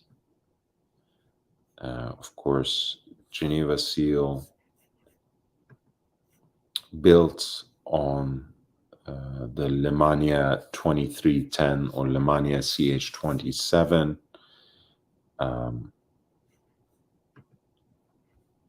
Base 36 millimeter case, again, extremely wearable yet sporty and present. Gorgeous piece at lot 16 that sold for $182,700. One of only 11, and again comes from a time period where Patek was pure to the point that they would include a solid case back in an exhibition case back watch as well, just to show you that they were not trying to cheat you out of the precious metal that you already paid for.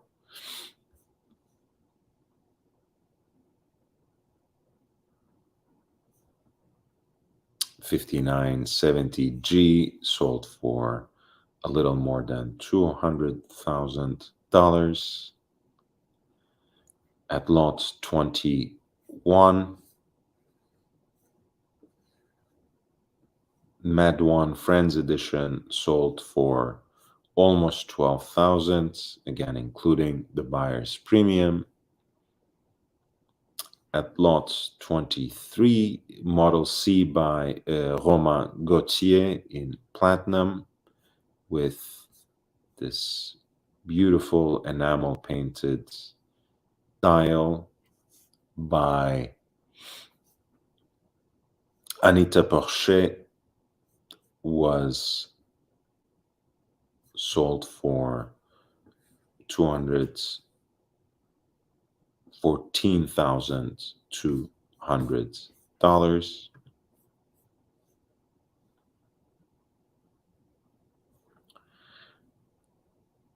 The reference 1016 Rolex Explorer at lot 26 sold for $22,680.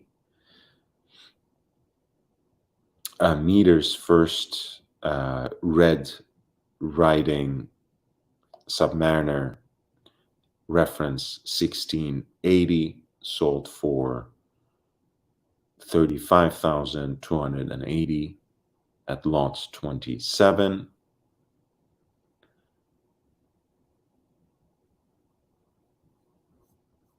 Great white, which is to say a 4-digit Sea Dweller with all white writing, that was retailed and signed by Tiffany & Co. at lot 28.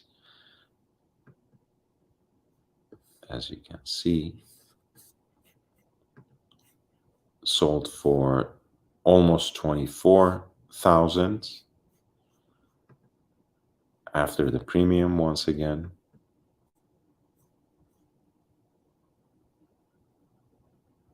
A 2998-1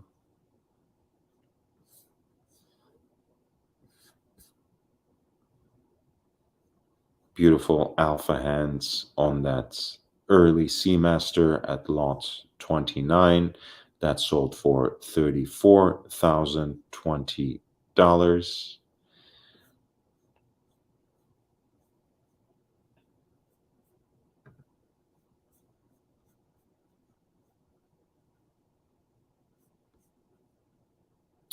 Again, the last 15 minutes, guys. So if you want me to attend to any example in particular, I can, of course, return to some of these tomorrow. Feel free to send in the lot number with a super chat. The FB Jaune Chronomètre Souverain with the Havana dial in a very attractive pink gold case sold for almost $70,000, including the premium. And first generation platinum datograph by A. Lang & Söhne at lot 36 sold for 63,000 after the premium. So these things are already becoming very attractive on the secondary markets compared to their current list prices, which is something to note and something to learn from for the brand as well. Maybe they should hold off on these price increases that have become habitual year by year. I mean, sometimes I need to remind people and remind myself that not every single major brand had a price increase every year. Nowadays, some brands are having price increases multiple times in the same year, in the same calendar year. The prices have crept up, and in some cases crept up inexcusably. I don't want to single out Alain Gonzune when it comes to this, but every time a brand gets recognized, sometimes the corporate structure wants to cash in on it too quickly, and take in some of that value appreciation on the secondary markets and immediately reflect that on their own prices. It's not always the best strategy. It's not always the best strategy, precisely because the market fluctuates, right? Precisely because the prices don't always stay where they exactly are.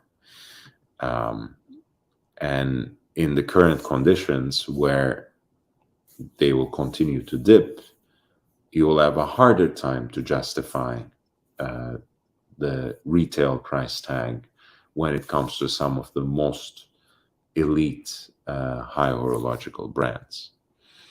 So it's just something to keep in mind.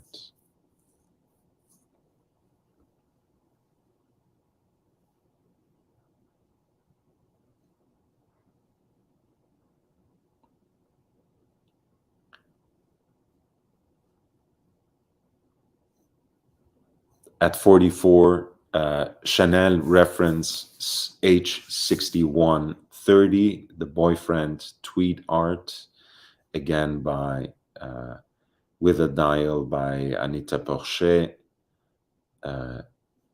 painted in Grand Feu enamel and encased in a stepped, largely rectangular case by Chanel in their proprietary beige gold, sold for 44,100.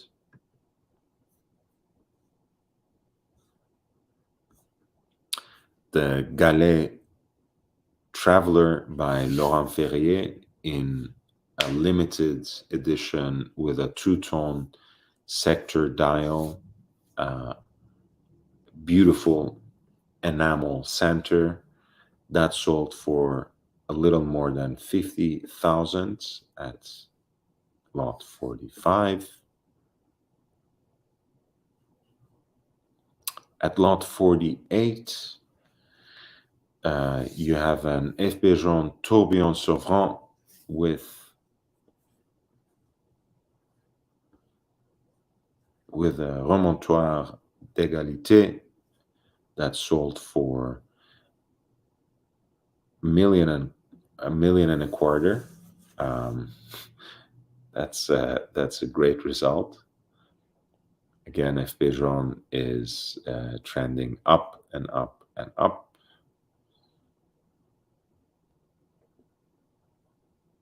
That beautiful platinum Calatrava with Breguet numbers and small seconds, which is a reference 5196P, sold for $44,100. There was an example that sold for a little less. I think it was in the Sotheby's auction. But again, that's a very beautiful model, very, very thin, very elegant, but very substantial as well because of its platinum case. And at 37 millimeters, it's also actually quite, quite sizable for a Calatrava. Honestly, that's what I prefer as a size for a Patek Philippe dress watch. Your mileage may vary, and I respect that. 52 and 53 were two Patek Philippe chronographs that I highlighted. One was the multimeter scale platinum one with the blue dial, with the black dial. That's a 5975P, which Patek released to celebrate its 175th anniversary. That sold for 138,600, so quite close to the higher end of the estimate. But of course, this value is actually including the premium. And the Tasti Tondi, which is Patek Philippe's take on the hand-wound chronograph with a waterproof case, in this case double signed by Tiffany & Co. at 6 o'clock. As you can see, lot 53 sold for almost $250,000, including the premium. Lot 56 with a unique brown dial that I am fond to call khaki green, because in person it really looks as if it has that militaristic hue of green. At any rate, it's a very unique dial for that particular model, with the Breguet numeral at 12 as well. That's a 5070J, possibly unique, as they like to say more recently in the auctions. Hand-wound Patek chronograph in 42 millimeters, with that last generation of the Mania CH27 in Patek's hand-wound chronographs, sold for 441,000.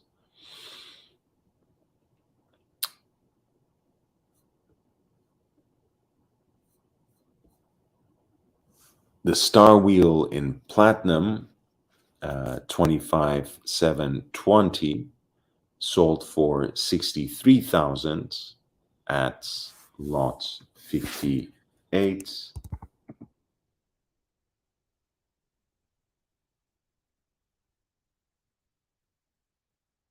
And again, that includes the buyer's premium, right? And quite frankly, it suddenly feels like a little bit of a bargain, doesn't it? Right? You're getting the same complication, if not better. You're actually getting a platinum watch. You're getting a much more wearable watch at 36 millimeters, a thinner watch, a more elegant watch. Because the code 1159 with the Star Wheel complication already lists for $58,000. So go figure.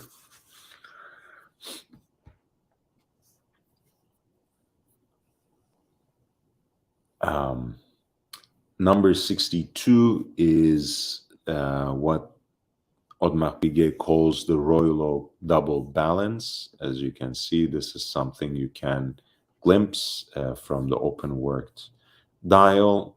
It also has a centrally deployed seconds hand. This is 15/4/16 CE, so 41 millimeter Audemars Piguet Royal Oak with an open worked dial that shows off the double balance and is rendered in black ceramic, sold for more than $250,000, including the buyer's premium. That was lot 62.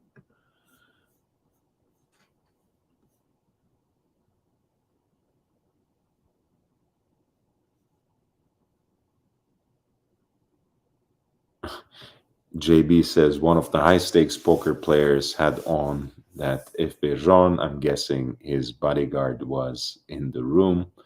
That was the Tourbillon Souverain with the Remontoire d'Égalité. Incredible watch, already selling for more than $1 million on auction. Imagine.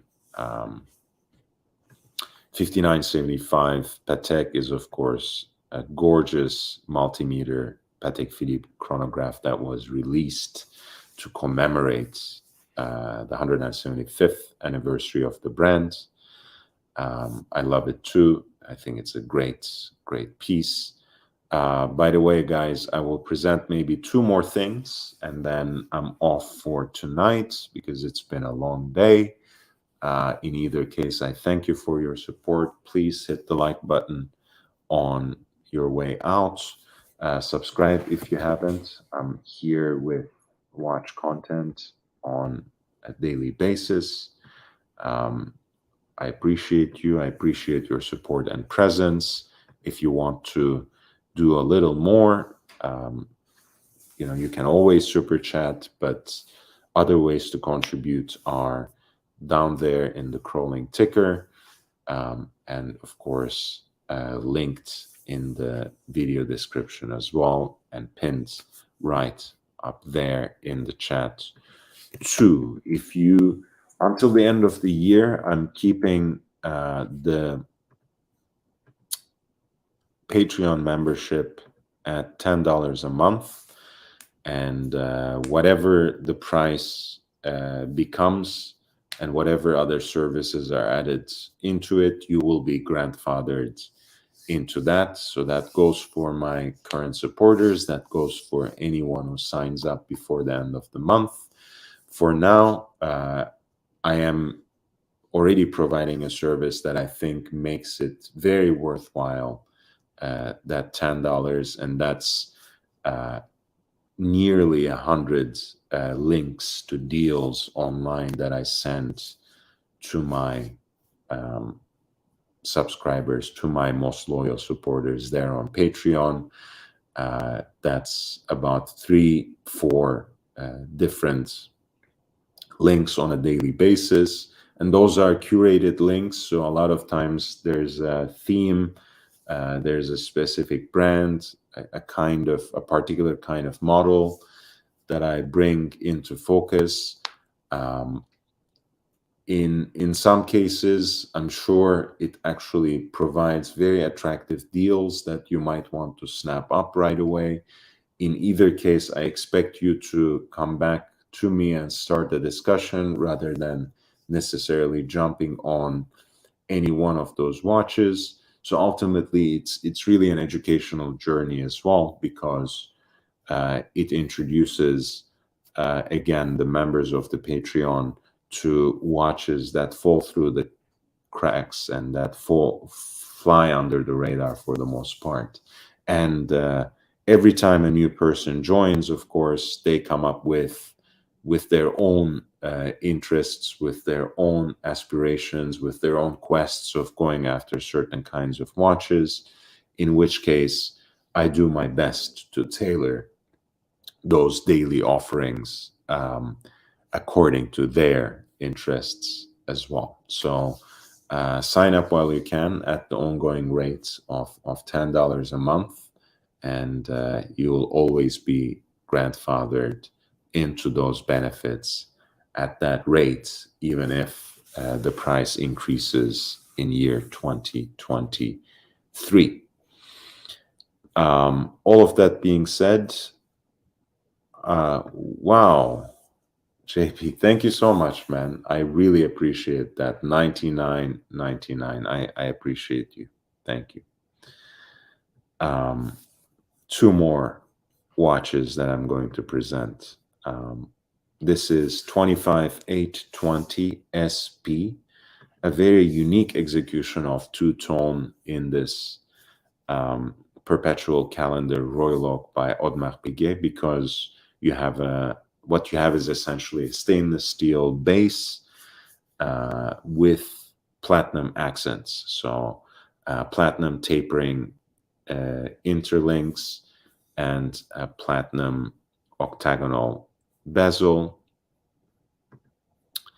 This is also a black Grande Tapisserie dial that has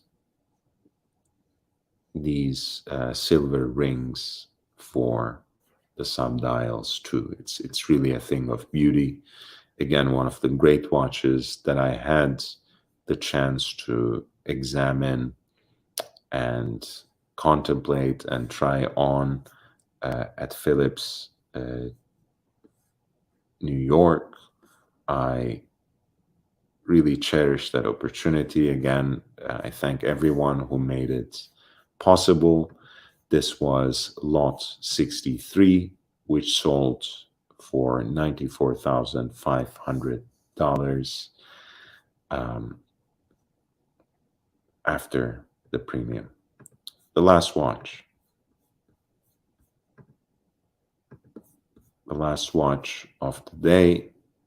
I'll try to choose carefully. That is 6234. Again, a beautiful Rolex pre-Daytona chronograph, which has a multimeter scale with the telemeter set apart in a concentric circle in that lighter shade of blue. I think these are gorgeous pieces. This one, of course, has a slightly spotted dial, which is a lot of times what happens, of course, with watches of this age. You know, especially with chronographs, of course, you simply have more points of entry. What can you do? But one of the things that I really adore about this particular piece with its silver dial is how the blue of the telemeter picks up in a way off those heat blued chronograph hands. You know, the smaller hands in every single one of those three registers, as well as the centrally deployed chronograph hand. So this was 6234 with relatively evenly patinated silver dial, Rolex pre-Daytona chronograph at lot 66, which sold, including the buyer's premium, for a little more than $50,000.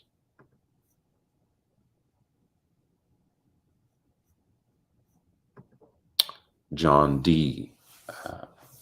Yeah, I'm a huge fan of pre-Daytonas as well. I'm not gonna be that harsh on modern Daytonas, but I certainly share most of your sentiment.